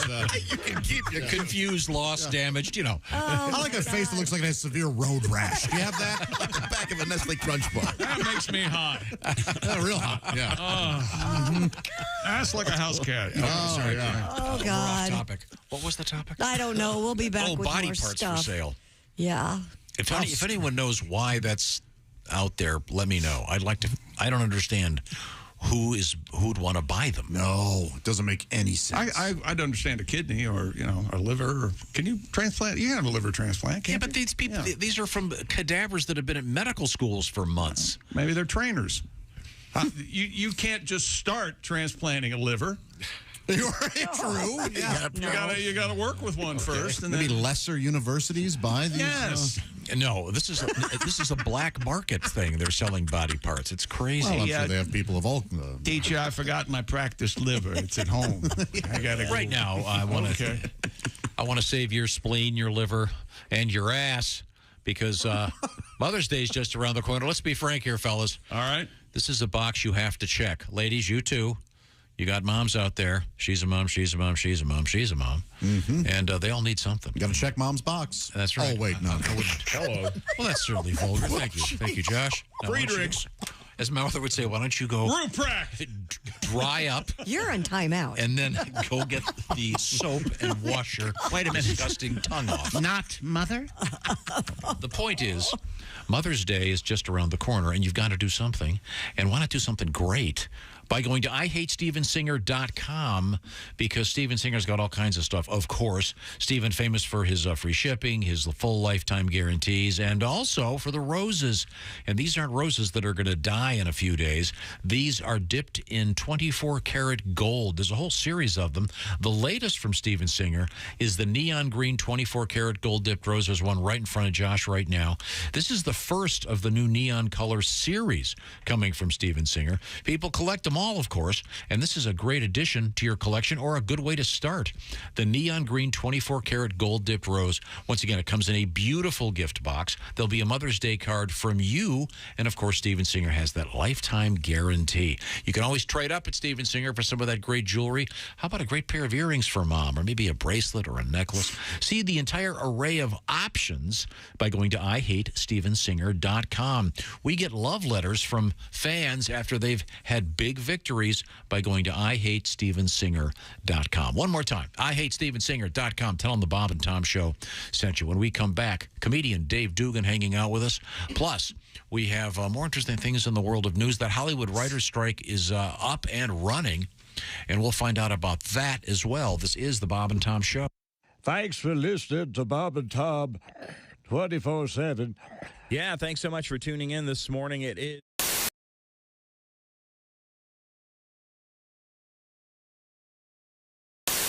In the next room, we have Donnie Baker and the Pork Pistols. Now, do you guys have a little tune you're going to play for us? Yeah, we got a tune. This goes, since you was talking to Johnny Rutherford's from Mike and the Mechanics. This goes to Christy Lee. There's something about you. Yeah. There's something in the air tonight.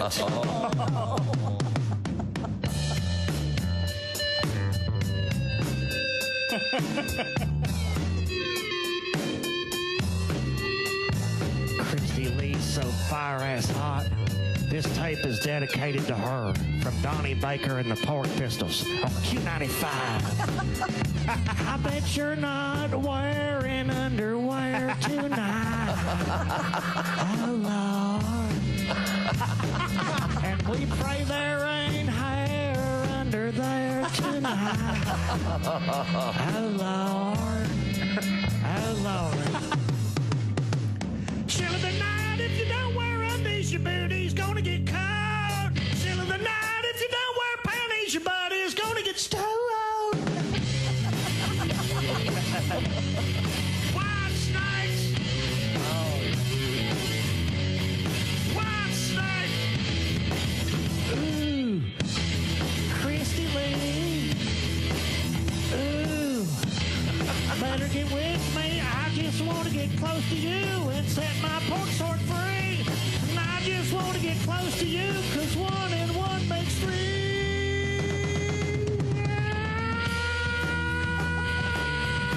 Ooh, baby. Ooh, baby. Chill of the night, chill of the night, chill of the night. It gets real cold, so you don't need panties, Christy Lee. You got Donnie and the chill of the night, chill of the night, chill of the night. Q95 playing White Snake for Christy, and she's sitting in a puddle. And chill of the night, chill of the night, chill of the night, Donnie Baker and the Pork Pistols. Bravo. Wow. First I've heard them that. reverbs I did for you, Yes, I buddy? heard Fantastic. that. Thank you. Fantastic.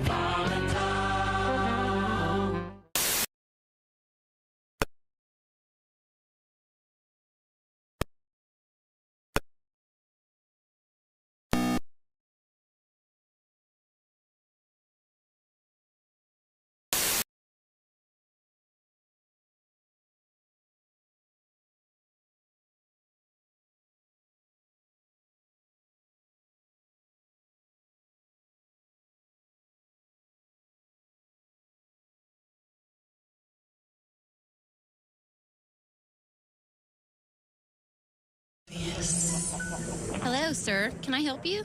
Hello, yes. I seem to have lost my room key and I need another. Name? It's McCartney. McCarthy? No, it's McCartney. Oblivious.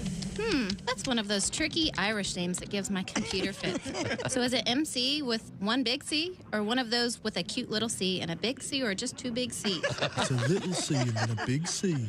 Okay, then. And your first name? Well, it's Paul McCartney. Okay, Mr. McCartney. And are you here with a group? Not anymore. Oblivious. This is the scent for the unaware. You know, one of the most meaningful things that's happened to me since I've been the president. Oops. Oblivious. This is the scent for the intellectually absent. Good morning, sports fans. Good morning, Chick. What do you have for us today? Well, I've got nothing. Great. Oblivious. There's an old saying in Tennessee, I know it's in Texas, probably in Tennessee, that says, "Fool me once, shame on you." If fool me, we can't get fooled again. Oblivious. Oblivious perfume is available at fine retail outlets everywhere. In fact, it's probably right in front of you and you didn't even notice. Oblivious. You know, it'll take time to restore chaos, but we will. Oblivious. Hi, this is Dr. Will Miller, and you're listening to Bob and Tom 24/7. I did a show at my brother's fraternity last time I was there, and they're all giving me the ideas, like how to, when they drink, how to get around, because they know they know drinking and driving is wrong. So they have this thing where they get really drunk, and then they walk to Domino's, order a pizza, and then when they go to deliver it, they ask the guy for a ride. Thinking, that's a good idea. Home in 30 minutes or less. The drinking and driving is the designated driver is a good idea. But what always amazes me about that is they give these designated drivers coffee all night. They're like, "Have another cup of coffee." "Hey, Bob, that's a designated driver. Hey, that's a good thing what you do with your friends. Here's another cup of coffee. Have a soda. They're not better off than someone that's had a six-pack. They get pulled over. They're wired out of their gourd. Like, "Officer, I'm the designated driver. I think you got to take care of these people." The cop's like, "Why don't you let the guy in the back puking drive? You can run ahead of the car, make sure it doesn't hit anything." Oh, yeah. And the sign said anybody caught trespassing will be shot on sight. So I jumped over the fence and yelled at the house, "Hey, what gives..."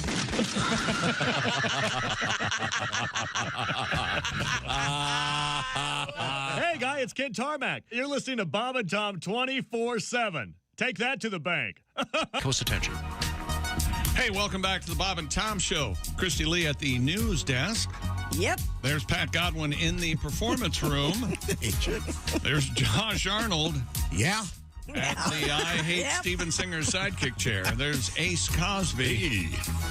There's, Willie Griswold's on assignment. I'm Chick McGee. And here's Tom Griswold with a special guest. Thank you very much. We're hanging out with comedian Dave Dugan. Doog. Did you call him Doog? Yeah, Doogie. Doogie? That's what everybody else at the shows, yeah. Doog. Isn't Doog a slang term for turd? That's Duke. That's with a K. It is? No. Dookie. Yeah, Dookie, Duke, yeah. D-O-O-K-I-E's. Like Dookie. Yeah. The record? Dookie Rope, you piece of crap.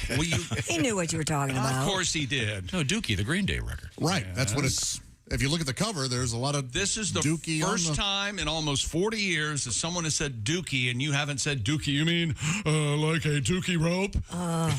The Dookie rope, of course, the preferred jewelry by those in the hip-hop community. We have... Dave, it's nice for you to come by. Oh, yeah. Yeah, I bet he's happy to be my here. timing's perfect, yeah.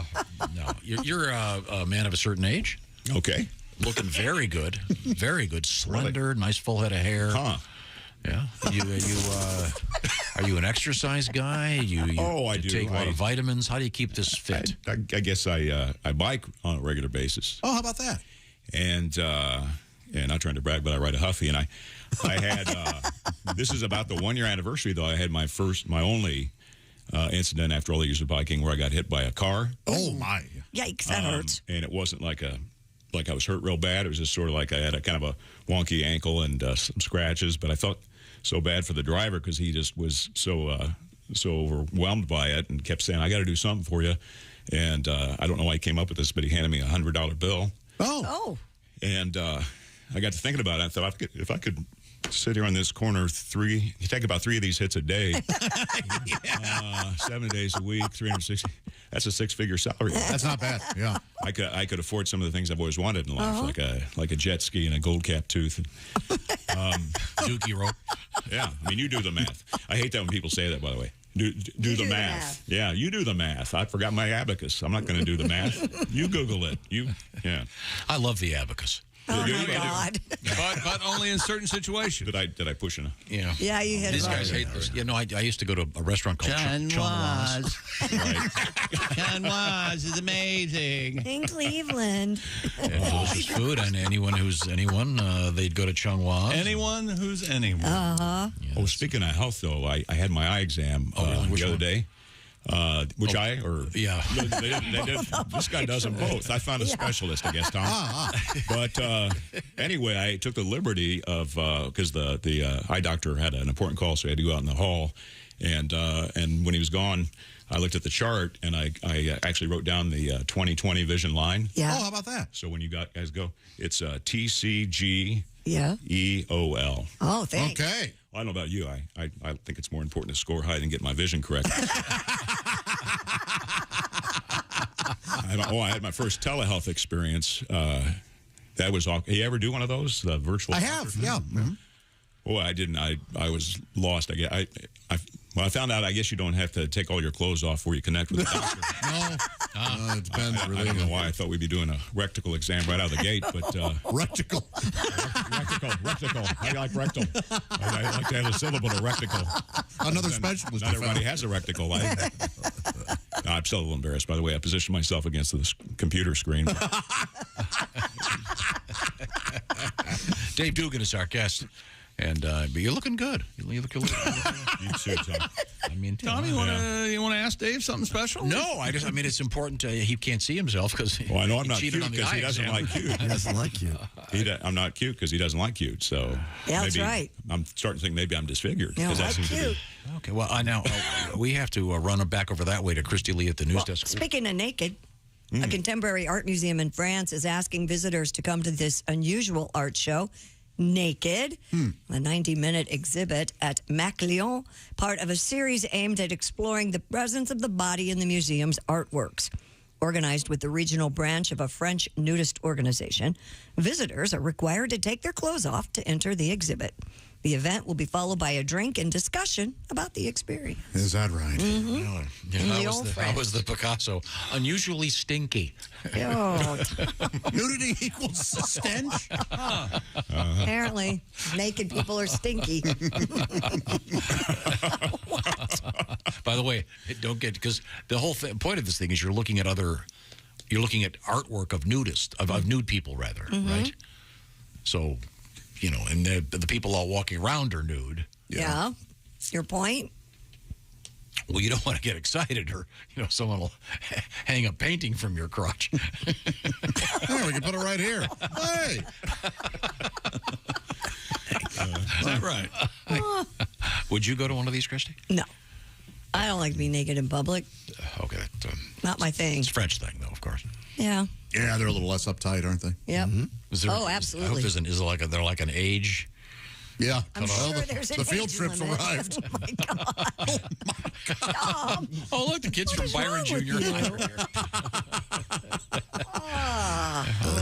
Well. You really have lost it, Did you see remember the teacher that I believe it was, I can't remember where she was. I know what you're talking about. Yeah, she got fired for showing the... Michelangelo's David. And she actually went to Italy recently and actually saw it in person, which was And then she looked at it and went blind. Is that right? Turns out the critics were right. Another art story for you. An art student who ate a banana taped to the wall of a South Korean art gallery said he did so because he was hungry. Wait, is this the art thing? The installation that... Yeah. I don't know how this works. Apparently, well, how stupid is this kid who ate the banana that was... The guy that did this gives them permission to tape a banana to the wall, but it's still his. Entitled Comedian, the work went viral when it sold for $120,000 at Art Basel Miami Beach in December of 2019. It's ridiculous. The artist, Catalan, was informed of the incident but didn't have any reaction to it. The student from Seoul National University removed the iconic work by Italian artist Maurizio Catalan from the wall at the Liam Museum of Art in Seoul and ate it. Thus pointing out how stupid and dumb the whole thing is to begin with. Then, Josh, he taped the banana's peel back on the wall. Yes, I hope he gets $100,000 for it. A museum spokesperson told CNN the student ate the banana because he was hungry. The museum later replaced the peel with a fresh banana. I tried eating the Mona Lisa. Even that didn't put a smile on her face. That's a fine job. Thank you very much. Chick didn't care for it. No, I didn't care. I'm going to hard pass. That was very funny. Thank you. All right. This wasn't the first time this has happened. It happened before as well. It's so dumb. Yeah, it's very dumb. It happened. I think it says very dumb things about the museum. In Miami, yeah. They can get away with anything. Yeah. Anything is art, so long as we label it as such. No, don't poop there. It's a toilet. Yeah, but it's Fernando Suavge put it there, and it's now a designated. Oh, Suavge, he's amazing. It's a designated holy site. Yes, it's fully plumbed, of course. Yeah, it's an art piece. A popular Japanese hotel has issued an apology after it was reported that employees at its cafe fermented a drink using the bacteria on their own hands. Oh. So, just sink runoff, essentially? The Shizu Hotel in Numazu was featured on a popular TV show which highlighted the hotel cafe's health drink. Sick. The drink, which purportedly has a detoxifying effect, yeah, I bet, involves mixing a fermented syrup of summer mandarins and sugar with water or soda. A cafe employee told the TV show, since it is fermented using bacteria that are indigenous to the fungus on your hands, you put your hand inside and stir it. Social media users pointed out that other bacteria live on your hands that can cause illness. The company that operates the hotel has issued an apology and announced that the hand-mixing syrup was no longer served at any of its hotels. They don't have that sign in the bathroom anymore. Employees must not wash their hands. We need to get as much E. coli in this juice as we can. Man. Wow, that's truly disgusting. For the most part, you don't want to know what goes on in a commercial kitchen. I bet. Yeah. Oh, yeah, don't even, yeah. Having worked in one, you don't want to be back there. Yeah. Did you see where in Wisconsin they may let 14-year-olds serve alcoholic drinks? Did you see this? Hey. That's fine. 14-year-olds in Wisconsin could be serving you alcohol if you were sitting at a table in a restaurant or bar. Why not? Why are they working in the first place, though? Republican state lawmakers said under the current law, only workers age 18 and above can serve alcohol to customers in Wisconsin. Adults around liquor. Okay, Josh. No. You don't want children. I didn't realize a state had as young as 14. The bill would broaden that workers age 14 to 17 could serve to seated customers, not drinkers who are standing at the bar itself or sitting at the bar. The proposal addresses a worker shortage problem in the food and beverage industry, according to the folks in Wisconsin. When I was 14, I loved working. You were able to work at 14? We couldn't get a worker's permit until we were 15. Yeah, that's the way ours was. That's why I was. In Missouri, where I grew up. So this was pretty much all under the table. Oh, yeah. I washed cars at a car dealership and did windows. You delivered papers as a kid.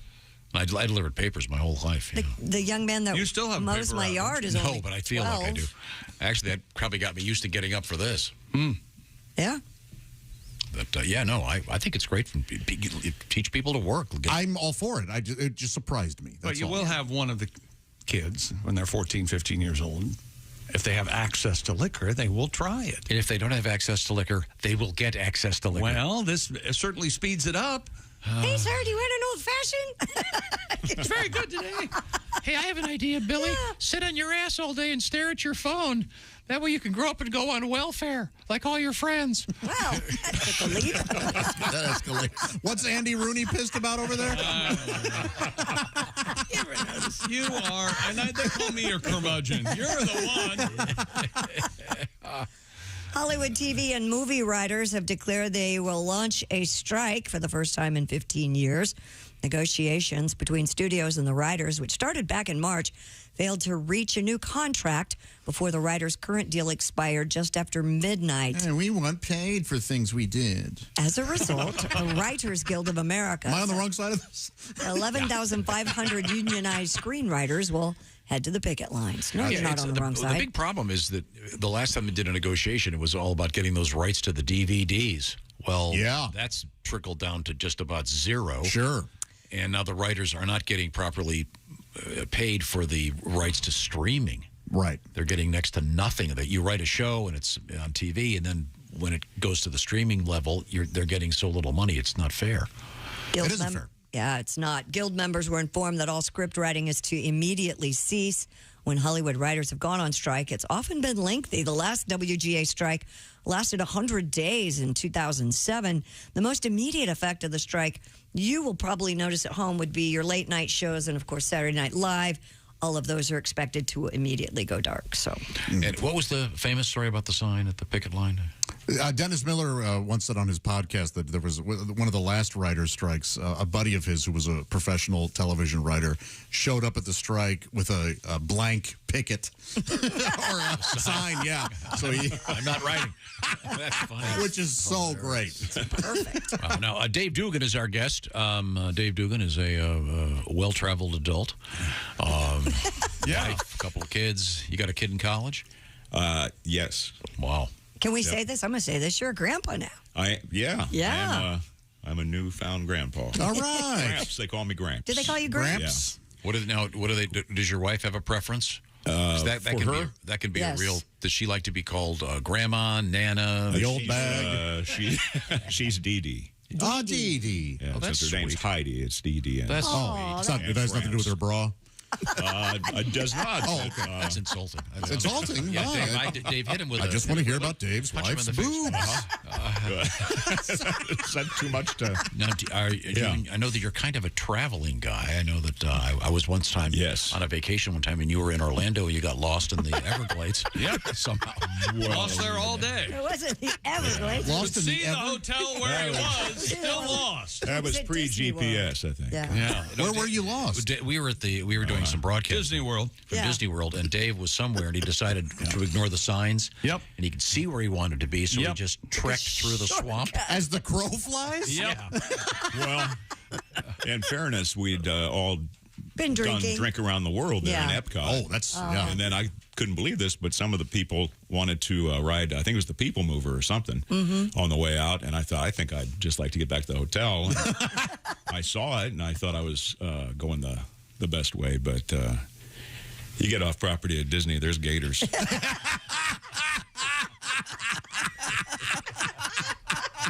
So you don't story that lives in infamy. You don't want to be doing that. Traipsing through some swampland? Follow the signs. Wow. I pretty much drive wherever I go, though, anymore, versus flying if I can avoid flying. Really? Yeah, it's just such a hassle. So even if it's 14 or 15 hours, I'll just drive it and avoid that going through security situation, which I know is necessary, but it's just, such a full body scan for all of us. Do you remember the good old days when they just used to march some of the more suspicious looking people through there and you kind of laugh and point at them? Now we all go through the full body scan, and it's so invasive that last time I was in there, I don't know why, but I threw in a couple pelvic thrusts because I thought, I think they want a show, and they did not want the show. They jerk you out of there. They put on a glove and a wand. The wand came out. If you know you're in deep, if the wand comes out. Yeah, that's. And so and I thought I was going to miss my flight with all this stuff going on. I thought they're going to make me walk a balance beam or something next. So I told the security guard, I said, if you don't stop with your bad touches, I'm going to grab my carry-on and squirt you in the eyes with no more than 3 ounces of contact lens solution. Like apples. Right now, speaking of vacations, vacation season, yes. Before you pack your bags, be sure to secure your home with Simply Safe Home Security. Enjoy greater peace of mind knowing your home is monitored around the clock by trained agents ready to defend your home against break-ins, fires, and maybe a burst water pipe. Simply Safe has it all. With the top-rated Simply Safe app, stay connected from anywhere, anytime. Arm or disarm your system remotely. Check your cameras to make sure everything is okay right there on your smartphone. Simply Safe ships to your door and is easy to set up yourself in about 30 minutes. Or have Simply Safe certified technicians install it for you. That's available. With financing through Affirm, secure your home today and just pay installments over time that fit your budget. Customize the perfect system for your home and install it yourself. It's what I did in just a few minutes at simplysafetom.com. Go today and claim a free indoor security camera plus 20% off your order with interactive monitoring. That's simplysafetom.com. Remember, there's no safe like Simply Safe. Coming back with comedian Dave Dugan and a little bit of history for you. This is the Bob and Tom Show. Thanks for listening to the Bob and Tom Show this morning. Catch any part of the show you missed later today on our YouTube channel.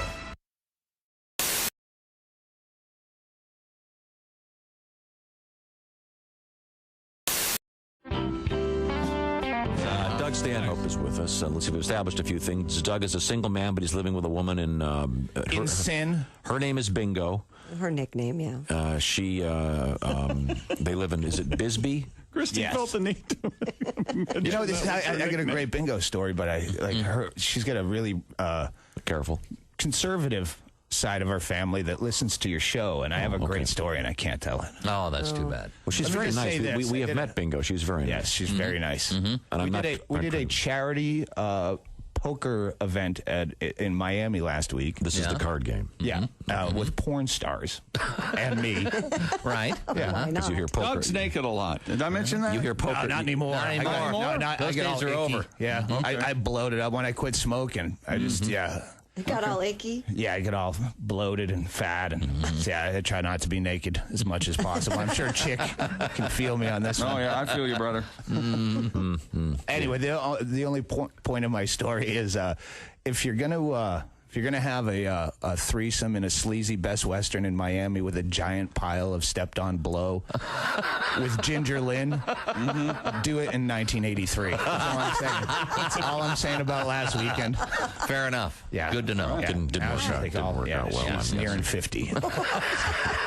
Hey, wait a Things I minute. should have done as a kid. Why did I finally do this now?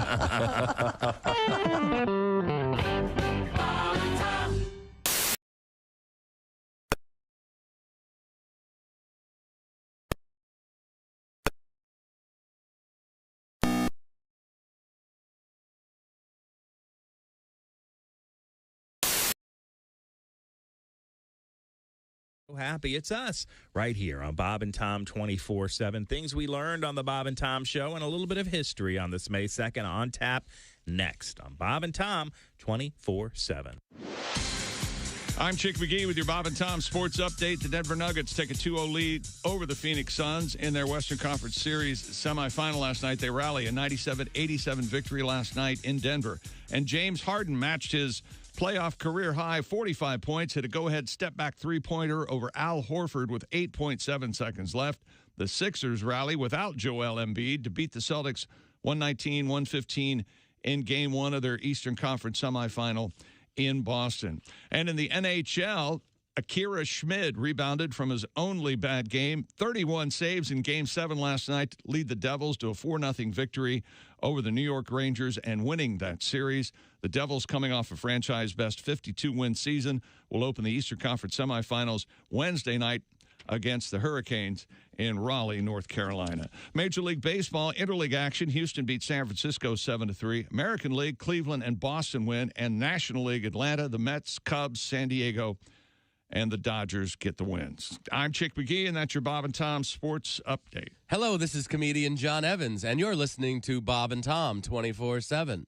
Time now for Bob and Tom Super Bowl Trivia. The game of football we are familiar with today has changed somewhat from the original version invented in the mid-19th century. With roots in rugby and soccer, the game used an odd egg-shaped ball made from a pig's bladder. Several Ivy League colleges had teams that competed, and eventually professional clubs were formed. In one of the most violent and famous games in history, the Redskins soundly defeated the Cowboys on the field at Little Bighorn Stadium in Montana.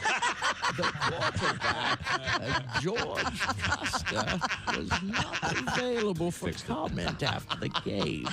This has been Bob and Tom Super Bowl Trivia.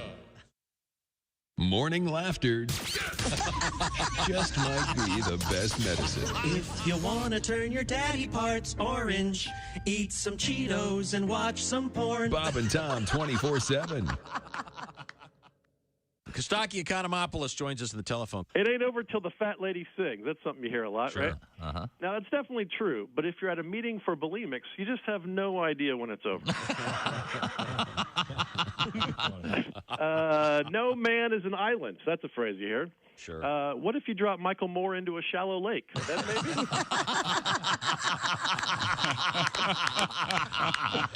Even mocking your liberal brethren. I like that. I admire you for that. Yeah. Try not to put your foot in your mouth. unless you're a stripper and it's part of your show. Yeah. Hey. Where are you hanging out? The way to a man's heart is through his stomach. I guess, if you're born without a vagina. Jim McHugh is our guest, recently married. We've established virtually nothing else about you. You're tall. I'm tall. I know you were very successul in the recent Boston comedy competition. Are you from Boston? Is that? I'm a transplant. I'm from Connecticut, and Because so you don't I'm have not really. You don't have a discernible. Yeah, Boston I don't talk like accent. a retard. You know what I mean? I talk wicked smart. I'm wicked smart. Well, Hey, you don't sound like you're from around here. Nice way to embrace the community. These guys don't sound really smart around here. Yeah. It's really sexy with the women too. Which one of you retards is gonna buy me a beer? Here's one of the fattest things I've ever done. I ate a pie in a car. By myself.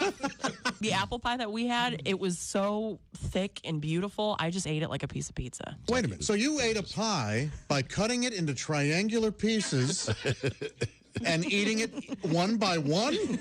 Like what a weirdo! Like a pizza. No, like without a fork is what I meant.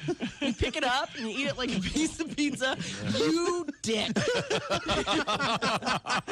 Essential Morning Radio. All day and all night. Really? No, seriously. Really? Bob and Tom. Dave Dugan. Welcome back to the Bob and Tom Show. Christy Lee at the news desk. Hello. There's Pat Godwin. Hey, Chick. He's over there at the keyboards. There's Josh Arnold. Hi. At the I Hate Steven Singer sidekick chair. There's Ace Cosby. Hey. I'm Chick McGee. And there's Tom Griswold with a special guest and rustling paper. Paper rustler, Tom. Doing some scotch taping and I love scotch tape. Me too. Yep. And I play with it all the time. Oh yeah, scotch tape, duct tape. Well, that's the best. Dave Dugan is our guest, comedian Dave Dugan. And Dave, I know you're a professional comedian for 40 plus years. A man who's that's about right. Yeah. A man who has spent time all over the country. I started at the age of 9, though. I was of course. Yeah. But the point they used here to is call me the White Webster. Not the dictionary guy. No. More diminutive. Emmanuel Lewis. Of course, Emmanuel Lewis. So Sure. He's got to be dead, right? The point is, Dave, even great professionals, for example, Tiger Woods, even at the peak of his career. Just hit the button. Damn. We all know what you're doing. Dave doesn't know. Oh, I don't He know. gets up early enough to Ace will listen do to it. this show. Dave still won't know because it's hard to tell what it is. Go ahead. Even professionals need tips. Yeah. Now, as a professional comedian, I'd like you to still talking.